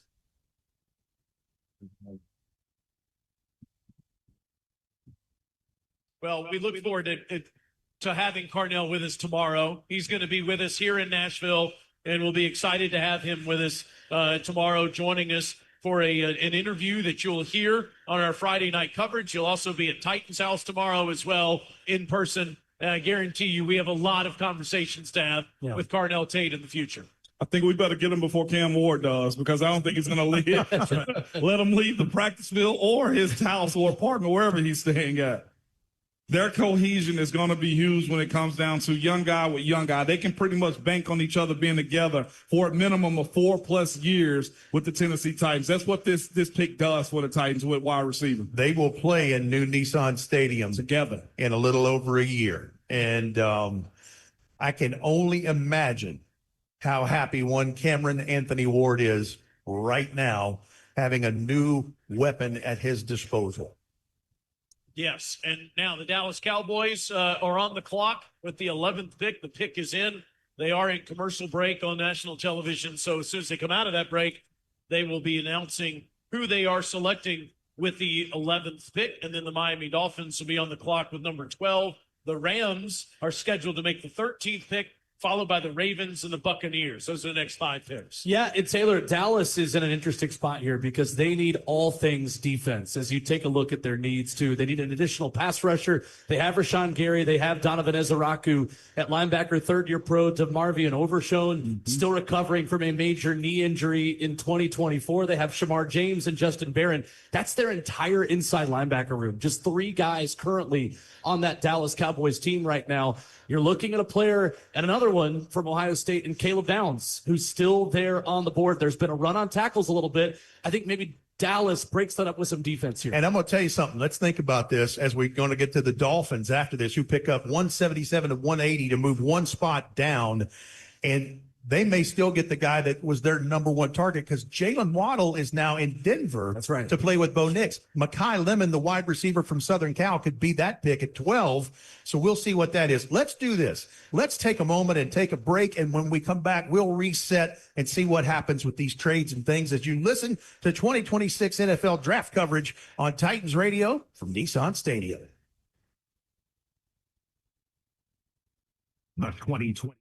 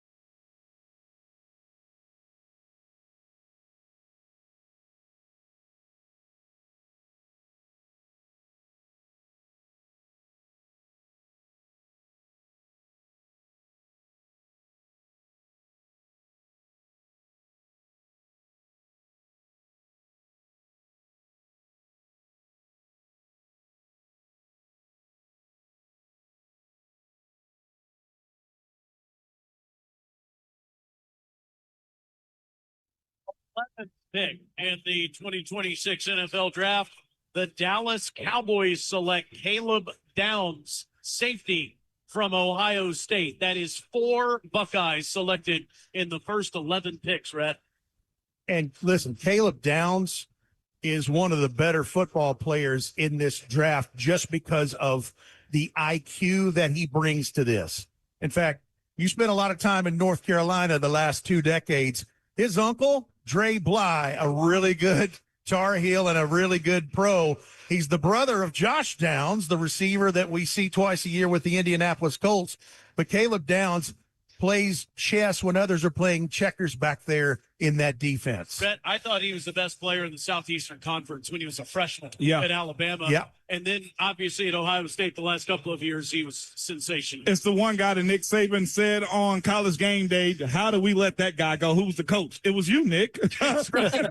It was you. That's exactly right. Play that young man, but legitimately, he reminds me of Minka Fitzpatrick because he was an Alabama guy as well. But again, you get physicality with him, you get down the hashes, you get line of scrimmage, and you also get a guy that gets his hands on many footballs and will intercept you and make you pay again. I hate to just continually use his word when you describe some of these guys, but he does have the eraser effect. He can save you with cornerback help over the top, or he can just take a guy one-on-one by himself as well.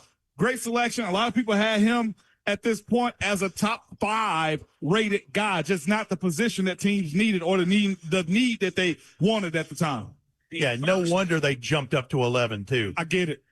I think too, you could make the argument he is among those players with the highest floor in this entire draft class. Yeah. You know what you are getting in Caleb Downs. Maybe not that athletic ability of a Sonny Styles.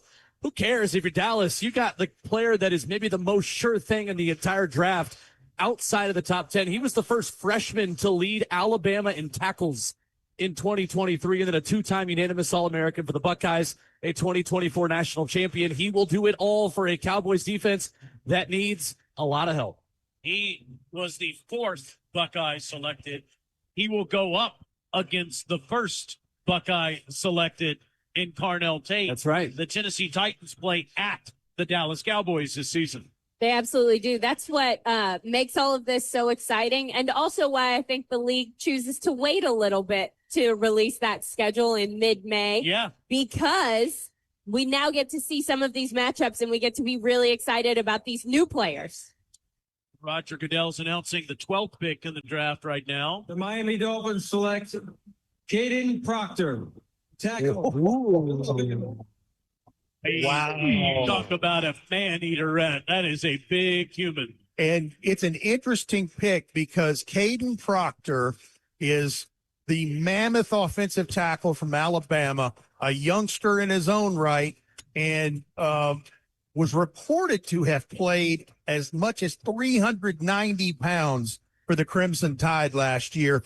Weighed in at the combine at 352 pounds, 6'7", 352, arms nearly 34, wing nearly 82. He's a massive mover and a massive anchor. Learned how to use that anchor better in 2025. Started all 39 games at Alabama, over 1,620 snaps in his last 2 years, 17 sacks allowed in his career, but only 2 in 2025. Shoulder injury and surgery in 24. And so they're going to do their just desserts here. They're going to do their diligence to try to protect the quarterback. And Caden Proctor is the 12th overall pick of the Miami Dolphins. Yes, he is. Former 5-star coming out of high school, one of the highest rated guys, and has lived up to every moment of it, despite his weight fluctuation that he's had from time to time, too. I'll tell you this. He can try to go up in weight in LBs if he wants to, but the Miami Heat will have a way on his back real fast as well. He was catching passes against the Georgia Bulldogs last year. And that's the point of it all right there, Taylor. Like, you have so much athleticism left inside of you, sir, if you just back away. Yeah. And as a big guy myself, like, not even with his athleticism, I recognize what this is. This guy was rumbling, stumbling, bumbling down the sideline and taking handoffs, and he's 360 plus during the season. Yeah, they were reports 390 is what I had heard. They were saying when he was playing early in the season against Georgia and he was a tackle eligible catching passes, they was in good shape. By the time he got to the Vols game, Yeah, it was a different story. Yeah, it was, to your point. He conditioned himself. And, I mean, for him, money's on the line. And he lived up to it as well. But, again, just looking at his metrics and how he played the game, too, he's athletic. He's got real good hips. He's got to figure out his lower body because he finds himself on the ground from time to time. And that can look kind of sloppy. But, again, with the right training, if he goes to a guy in Dallas like Duke Manyweather and get his technique and training and meal plan down, this is potentially an all-pro type of guy. Well, you look at the numbers, Ramon, too, and despite all of what you said, he made 18 straight starts without a holding penalty. Come on, man. As well at Alabama. He carried the ball 5 times for 16 yards in 2025, including an 11-yard gain. And the biggest tank of oxygen was ready for. No, that's not really much. It may have been, honestly. 40 games started the last 3 seasons at left tackle. He injured his shoulder prior to 2024. He missed the first 2 games, but he's been pretty durable over his career. I would say, Ramon, when he's right, yes, he could be as good as any tackle, if not better than any tackle in this draft, and especially as the top left tackle now as well. Pure left tackle who's only played on that side. He's really the first one we can say that about so far. That's the significance of it as well. And it also, like I will look at it as well, this is also Miami future planning, because a left tackle and offensive line is one of those positions you can plan on for years if they also meet the work requirements. That's right. Malik Willis signed a 2-year deal, if I'm not mistaken. Well, we expect it to be that long, and you set yourself up for the future for a guy like him. And it's fascinating. You go get a left tackle, considering Malik's a left-handed. Is he left? No. He's not a lefty. He's a righty. He's a righty when it comes down to you protect his back. So I'm thinking of Tua Tagovailoa still down there. He's gone. He's gone. He's an Atlanta Falcon. He is a Falcon. That's a fascinating pick. That's a lot earlier than I think most people thought. Yeah, when you look at the boards that we look at, I've got Daniel Jeremiah's and Dane Brugler's in front of me. He was 24th on Daniel Jeremiah's top 150 prospect. He was number 19 in Dane Brugler's The Beast at The Athletic. This next pick is really interesting too, Red. The Los Angeles Rams are on the clock. The pick is in. They're in commercials, so we'll see what happens with this in just a moment. But there are people out there that think we might hear a quarterback's name selected here. Member of the Alabama Crimson. Let me say this. CJ2K may have predicted in Jim Wyatt's 150 mocks that Carnell Tate was going to be a Tennessee Titan. You can ask these 2 guys of Ramon and Will on 104.5 The Zone where the ceiling for one Ty Simpson might have been. I said it on the air a couple of weeks ago. Yeah, you did. Could Ty Simpson be a Los Angeles Ram?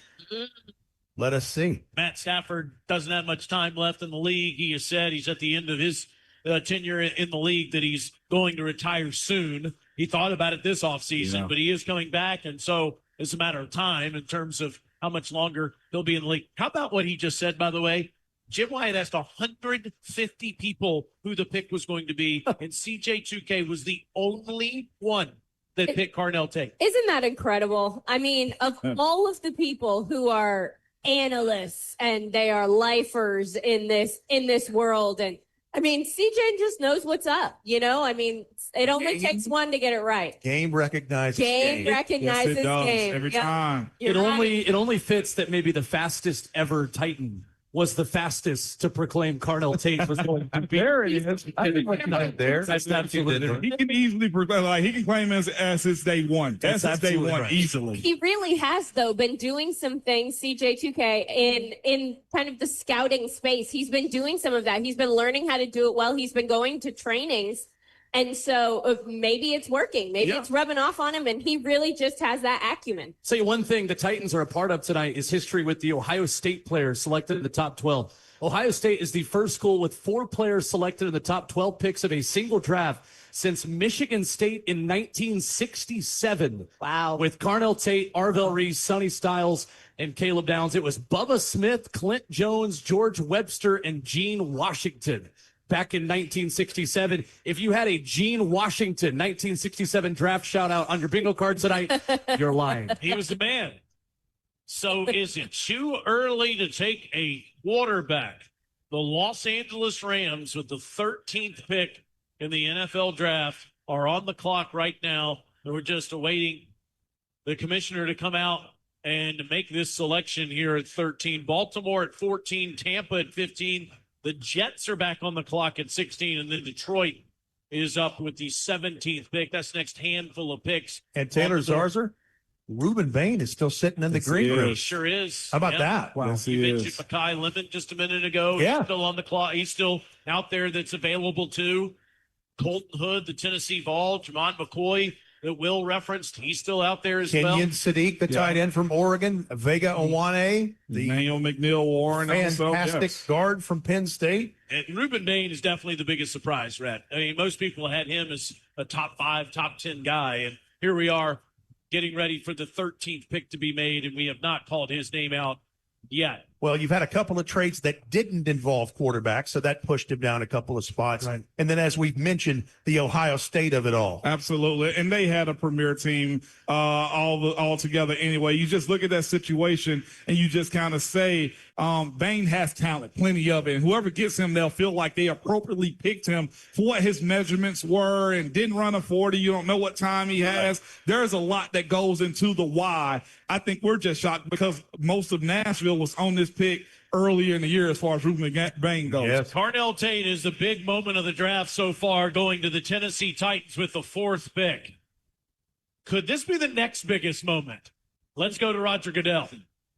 With the 13th pick in the 2026 NFL Draft, the Los Angeles Rams select Ty Simpson. Alabama. All right, Ty Simpson, 6'2", 208, 567 career dropbacks, a one-year starter at Alabama, 15 career starts as a matter of fact. His father, Jason, head coach of the UT Martin Skyhawks. More than adequate arm on young Simpson, makes protection calls, go through his progressions, 63.9% completion percentage in 2025, 28 touchdowns to just 5 interceptions, and can run, and has proved it last year, 21 first downs that he used with his legs. You can talk about the lack of experience, but you also would be fair to say that his O-line had some issues. He was sacked 30 times. His receivers had over 30 drops. And we're not talking about Jeremy Bernard. We're talking about Ryan Williams, the young wonderkind. So it's a very interesting pick, but it makes total sense for this to be a LA Ram, because this is a place where he can go learn behind Matthew Stafford in 2026 and learn that Sean McVay offense. You talk about time on task, Rhett, being a part of his detriments, right? But he doesn't have to go and play early because they got Matthew Stafford. And if Stafford is down, he has the ability to be in the sub type of role in general, too. But you got to also respect the pathway that Ty Simpson took as well. Chose not to transfer out. Also took, some people would have thought, bad advice by going into this NFL draft and kind of did turn himself into a first-round draft pick. Watching him this past year, I thought he was the number one quarterback coming out this year. He played well. Alabama and him were on the same page. He was throwing the football well. He has also athleticism. He can work outside of the pocket. It's just the second half of the season where he started to take a hit in this draft process, but he knows football. Dad is a head coach. Been a quarterback all his life, played at Alabama, sustained it as much as he possibly could, and here he is right now as a first-round draft pick, and I think many people counted him out. Exceptional breakdown by both of you there. The running backs were decimated by injury. Offensive lines was banged up this year, and Alabama fell apart in the second half of the season. But you talked about the movement in the pocket. He is an extraordinary leader. You would love this kid in a locker room. He's terrific with the public. He'll be a great representative of the Rams. I just have to say it, though, Will. You look at the limited amount of starts that this guy has, there are limited situations in the history of the NFL where someone with this small of a sample size ends up working out. Well, and two, Taylor, that would honestly give thought to the fact that if there was one place where a player like that needs to go, it's a place with a starter. And that's Matthew Stafford, obviously, for the LA Rams. I think this is the perfect situation if you're Ty Simpson. And you look at the big moments for Ty Simpson. PFF grades big-time throws. He had 29 of them. That was 4th most in FBS last year. He was asked to do a lot in a really predictable Alabama offense because of their inability to run the football. He had the 11th most dropbacks in the country last season. What happens when in that McVay West Coast scheme? He has a run game. He has play action that he can play off of as well. But how about this? The Arizona Cardinals were the favorite to take Ty Simpson coming into this draft. When he becomes a starter, they will see him twice a season Yeah. in Arizona as a Los Angeles fan. You got to think, Brett, when you take a guy with the 13th pick in the draft, when you already have the MVP of the league as your starter, that makes me think the organization feels this is Stafford's last season. And really and truly, for those who knew him in the organization with the Detroit Lions earlier in his career, the thing with Matthew Stafford is his back. He's always had back issues, and there are many who couldn't believe he played much longer than he already has. But yeah, I think maybe the clock is ticking on that one. But Ty Simpson gets a chance to learn from someone who knows this Sean McVay offense inside and out and has a mastery of it. Yes, he does, man. And I'm fascinated to see how they bring him along and when he takes this next step, because he's more than capable. One of Amy Wells' old stomping grounds. Baltimore Ravens. They're on the clock right now. Their pick is just about to be made here at number 14 in the draft. Of course, a brand new head coach, too, with the Baltimore Ravens. That's right. First time in a long time. First time in a long time. First time in nearly 2 decades it hadn't been John Harbaugh. It's Jesse Minter. Defensive head coach as well. Yeah. And again, the trenches is always going to be a case because they got Lamar Jackson, who they always try to protect and keep inside of the pocket, although he's very dynamic, and also Derrick Henry. Here is Commissioner Goodell. I don't know. This is as much for the commission as it is for pick in the 2026 NFL Draft, the Baltimore Ravens select Olai Vivenga, Ioane, guard, Penn State. Wow, well done, Roger Goodell. I'm just going to say Vinga Owane, 6'4", 320 pounds, arm 32 and a quarter, hands 10 and a quarter, wing almost 81 inches, 43 games, 32 starts for the Nittany Lions, only 4 pressures allowed in 2025, 0 sacks in his last 2 seasons as a Nittany Lion in this, over 2,300 snaps played, and just a really good anchor, good contact balance, good core power, reshaped his body going into the last season of play for the Nittany Lions. This is probably the best interior offensive lineman in this draft. How about the Ramon Foster portion of the draft here? I mean, we've got that's 4 offensive linemen in the last 6 picks. Hey, big players still matter in the NFL. You doggone right they do. They do, and just throw no shade at the defensive line too. Mostly offensive linemen, no D tackles, anything else like that. But moving forward about Vega Awani too. I thought just overall best pure offensive lineman in this draft with what he was able to do at Penn State. He's a people mover. He's an inside zone type, but he can also be good in space too. Push him back or bull rush him if you try. You will not, okay? He's got an anchor that is solid as some of the biggest cruise ships in the ocean right now. I'm enamored by how he's going to play. But again, it fits the narrative of open the lanes for Derrick Henry because Baltimore's always going to run the ball. And they got a defensive head coach, and try to protect Lamar Jackson as you possibly can. They have been trying to figure out how to piece this offensive line back in Baltimore, and Vega Awani checks the box for them in this one.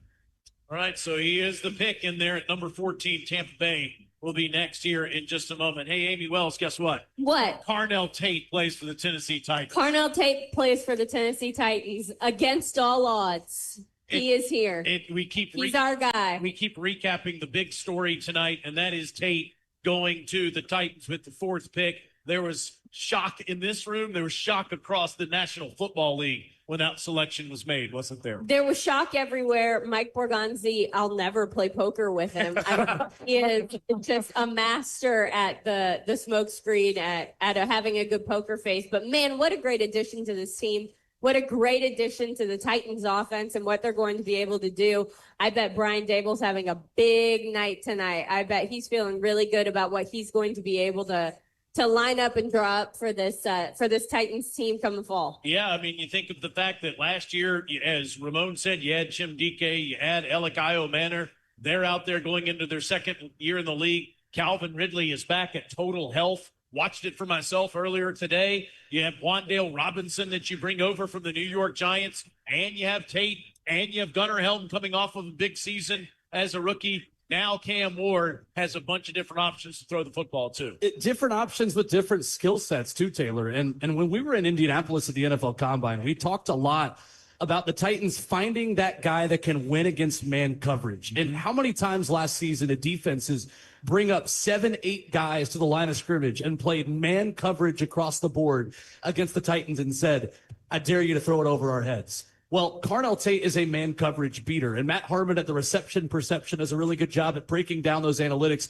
Carnell Tate's 77% success rate versus man is the 7th best mark by any prospect since the 2021 draft class. So that's better than a lot of other receivers that went in the top 10. 89th percentile, his success rate against man coverage. We talked about some of the names on day 2, like a Malachi Fields, like a Chris Bell, who were some more of those man coverage beaters, those big power forwards. Carnell Tate was right under our noses at 4 as well as another one who is a man coverage beater. It's going to force teams to have to step back a little bit, and that gives space to Wan'Dale Robinson and some of those other zone beaters on this team too. And again, remember that Tony Pollard ran for over 1,000 yards again last season. The Titans only won 3 games. They were trying to throw the football a lot in the second half of games. Running for over 1,000 yards in the league on a team that only wins 3 games is that's a very impressive thing. And Pollard did it in consecutive seasons.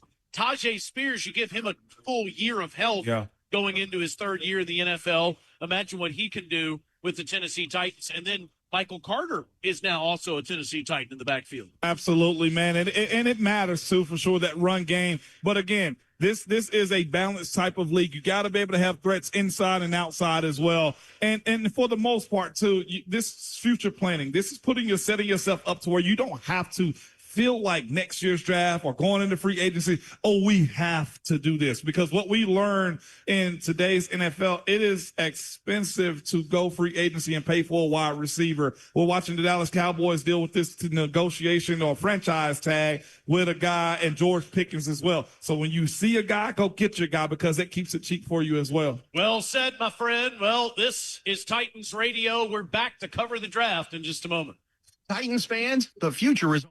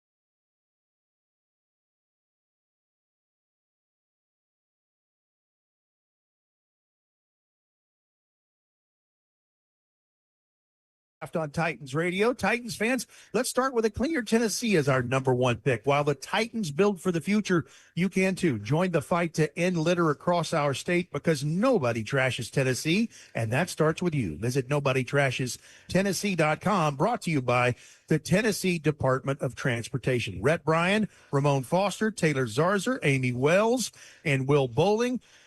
Finishing up the last 20 minutes of our draft coverage. And if you missed it, Carnell Tate, Ohio State, number 4 overall pick, is a Tennessee Titan. No, not yes. Hell yes. As the left grade Coach Mack would say. Just a moment ago, Rhett, Reuben Bain Jr. was picked with the 15th pick by the Tampa Bay Buccaneers, an edge player. He was somebody we were talking about that could have been picked really high in the draft just a couple of months ago. Well, he was, and I'll say this, and Big Ramon said it right. This is a Tampa Bay Buccaneers pick. Yes. This really makes sense. And I thought there was a chance they might go get an off-ball linebacker because Levante David, the long-time career Buccaneer, recently retired. They may do that tomorrow night. But that's a Tampa Bay Buccaneer type pick. All the way. And I would say this too, with all due respect to him and his talent, I think this is slot appropriate at 15 with what his deficiencies are and measurements. Didn't run a 40, but his production is high. You couldn't pass on a production. They are in what I think a defensive rebuild. Kalijah Cansey's been good enough, but they got to find another interior guy that moves them. We're talking about a head coach that is very defensive centric and how he goes about doing his job as well, Will. And they made a high pick in Chris Braswell at the edge rusher position as well. That hasn't totally panned out for them yet. They've got a lot of rotational options. Yaya Diaby is another guy in that Tampa Bay defense who is a solid rotational piece. Now potentially they get their dude. He's not going to have to go far. No. Staying in the Sunshine State, going up from Miami to Tampa. One of 2 power forward defenders with 50-plus hurries last season. He had 68. His teammate Akeem Messidor, who I think was also an option to go here to Tampa, if Bain wasn't still on the board, is the only other one. And I feel bad for everyone in the NFC South. Because let me tell you something. Somebody said something about those short arms, and it was about the time that we got to the college football playoffs, and that man was possessed. He went bananas. In his last 2 years of high school, Taylor, 58.5 quarterback sacks. Ridiculous. Giants have already made 2 picks tonight. The Jets are about to make their second pick here in just a moment with the 16th pick in the draft. Amy, my head is spinning about what the Tennessee Titans are going to do moving forward. They took Carnell Tate with the 4th pick. We'll see maybe if they get into the end of the first round of the draft, if something just absolutely has to happen. You know, we'll see maybe if Mike Borgonzi in the front office decides to get back into the end of the first round tonight. But as of now, they're near the very beginning of the second round. Of course, we'll have that for you tomorrow night. Absolutely, we will. But, I mean, to your point, we've heard Mike Borgonzi say time and time again, best player on the board, best player on the board.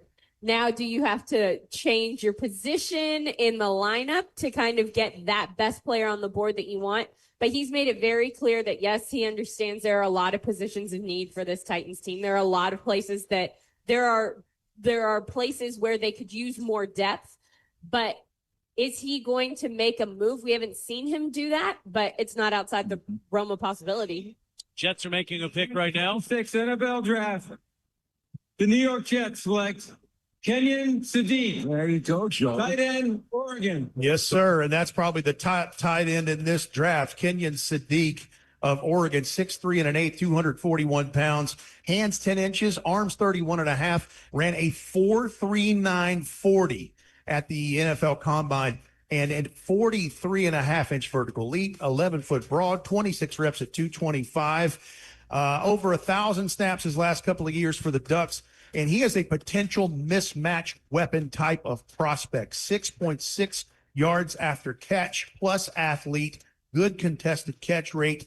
Still needs growth at the NFL level besides such a great profile, but really good, and a basketball and track background. He's a good player. It seems to me a more athletic Vernon Davis, that type, that size, that build, being able to be a matchup. I think, again, he can go inside at the line of scrimmage with his hand down. He can go outside. He is a mismatch nightmare, and you better have a cornerback on him more than likely, or a guy that can just double, or 2 guys that can double him, because he is a bona fide playmaker. He can go up to go get it, and when he catches the ball, he'll jump over you or run you over as well. David Bailey, the linebacker out of Texas Tech, and Kenyon Sadiq, the tight end from Oregon, the 2 Jet selections here in the first round. If you watch the OTP, of course you watch the OTP, but if you watch or listen to the OTP, you know Rhett Ryan was really high on this kid, Sadiq, and you had him in his own lane at tight end well before the other tight ends that would be selected in this draft. And there's some nice tight ends in this draft, but he was the pick of the litter. He really was. So that is the 16th pick in the draft. The Detroit Lions are now on the clock. Of course, we're interested in what the Tennessee Titans are going to do with their next pick in the draft and what's going to happen with the third pick and then the fourth pick and the rest of it. I think Ramon Foster, all of us are fascinated to see, do they add a pass rusher on day 2 and or on day 3? Do they add offensive linemen? Do they get another skilled player, whether it's at tight end or in the backfield? Do they go get another cornerback? Those are all the questions I think all of us are asking right now, and I'm sure Will Bowling is going to pepper with you with tomorrow morning. You best believe it. And I'm thinking about Will's nugget he gave us earlier. Who was it? Was it Baldinger that said the Titans are exploring moving back into the first round? Jeremy Fowler. Jeremy Fowler that said that, like, do we have a late first round selection? Because going from 35 to 32, if they do choose to go get the best player, which is what Mike Borgonzi has said time and time again, plays into this draft selection as well. But you can go any direction right now. What you do know is this: they could go wide receiver again. Just throw that little nugget in there as well. Ricky stir everything up. You could, but a lot of people, I'll choose myself, were high on like picking Sonny Styles, and a lot of people tell you the history of Robert Saleh. He's made all pros out of 3rd and 5th round guys. That's right. There are some quality guys. Anthony Hill is still left at off-ball linebacker as well. They can still go find an edge if they choose to. There's a player, you mentioned Hakeem Messidor. He's a guy that's still on the board. There's a lot of picks left, but you can go any direction with how they set themselves up this offseason. I continue to say this. They kind of laid a solid foundation off, just in this offseason. Thinking of the 2 positions where you could see runs happen tonight, I go to tackle and edge. Yeah. And to me, if the Titans were to make a deal and go to the back half of the first round, I would imagine it's for one of those 2 positions, or maybe an interior offensive lineman like Chase Basantis from Texas A&M.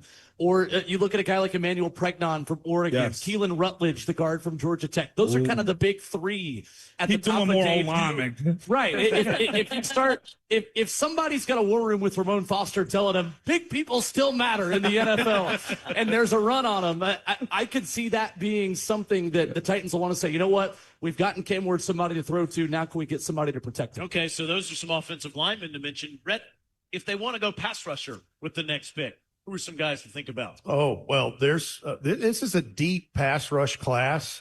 And when you're talking about potential night 2 people, if they don't move back into the bottom of this round, Zion Young from Missouri is still there at 6'6", 262. And of course, Amy Wells perks up because she's a Tiger herself. But yeah, 33-inch arms, 9.5 hands, pass rush win rate just up year over year, convert speed to power. TJ Parker from Clemson, he may be picked towards the end of tonight, but really good player at 6'3.5", 263.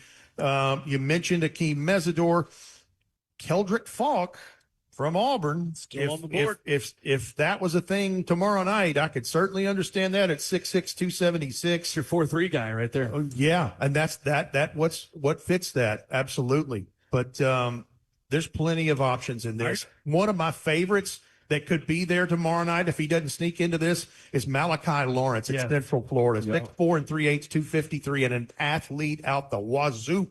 I'll just say this. So I'll throw one more in there because we don't know what Mike Borgonzi is going to do. I'll even throw in Caleb Banks in the 2nd round. I know he's got the foot injury, but you can never have enough bigs up the middle on the interior defensive line as well. I just don't know what Borgonzi is going to do. None of us do. That's right. None of us do. And that is the story of night 1. Carnell Tate, the wide receiver from Ohio State, selected by the Tennessee Titans. We'll come back to put a bow on night 1 of our draft coverage in just a moment on Titans Radio.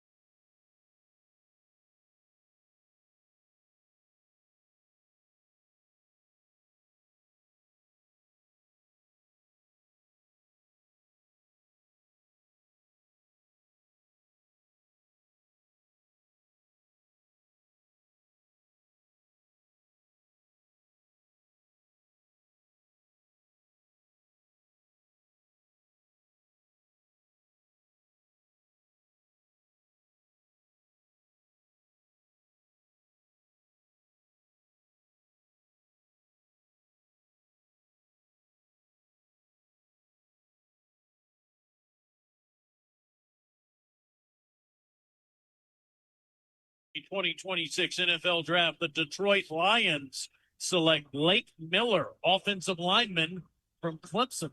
No doubt about it. All right.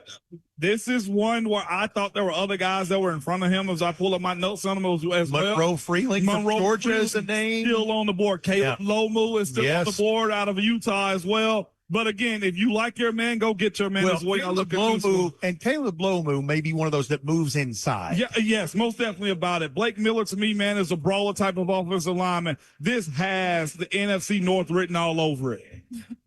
And the Minnesota Vikings right now just selected Caleb Banks. Wow, the Caleb defensive Banks, tackle from Florida. He's a massive human being at 6'6" plus, over 320 pounds, and in pre-draft workouts in Indianapolis, broke the 4th metatarsal bone in his left foot, ran the dad blame 40 the next day, still did pretty well. I think I ran 5:05 in the 40, something like that.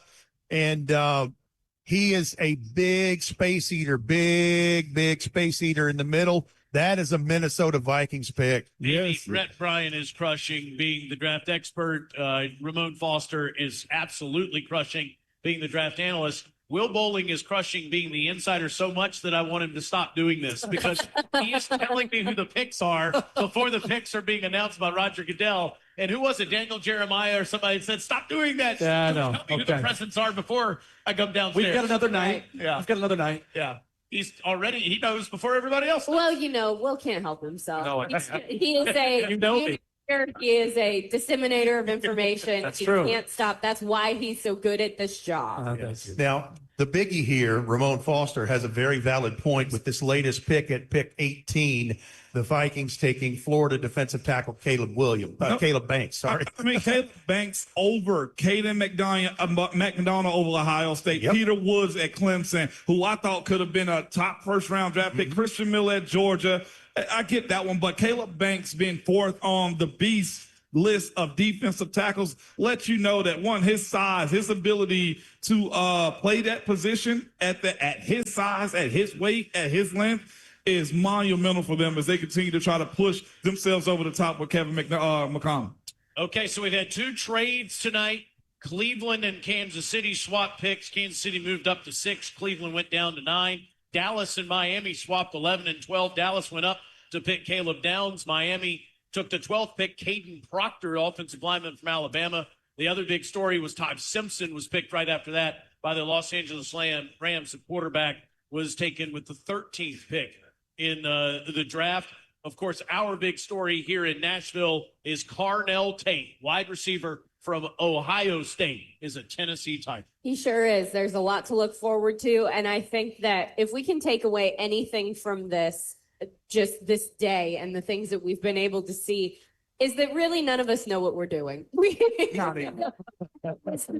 I love the draft. Outside looking in as the commentators, as the analysts, we're all just guessing. It's like predicting the weather. We don't really know what's going on.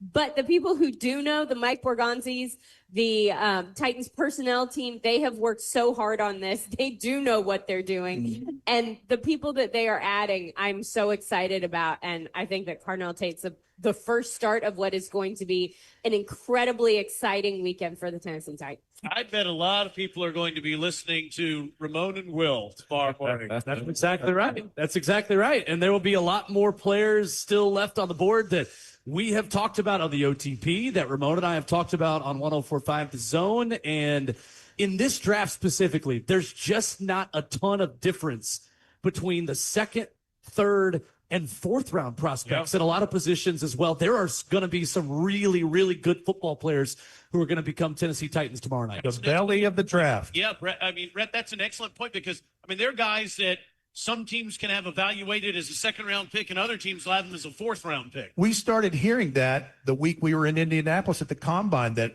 some people were saying, like, well, we had this guy 40. Well, we had him 75, but, we still like, there's value there. That's the thing. The belly of the draft is where this value is. I want to go back to something, just a thought on Carnell Tate. When people look at Carnell Tate's profile, there are a lot of people that say, you know who he is? He's Calvin Ridley. Right. Well, now he's going to play with Calvin Ridley and learn how to be that kind of guy. Yeah. And that's exciting to think about. I like the veteran presence that he's going to have. It's crucial. You need that veteran presence considering you have a young quarterback in Cam Ward as well.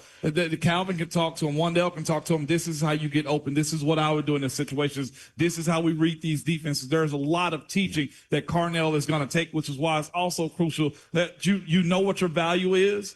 Because, again, this is Calvin Ridley taking a pay cut, I guess, with how he was retained here this offseason. And he gets another year of earning and the ability to pass on his knowledge through this NFL league to another wide receiver. We're in the west end of Nissan Stadium here tonight with all of these great Titans fans. If we walked straight outside of gate 235 out the doors and went down near the field, right out there, we're going to see Cam to Carnell.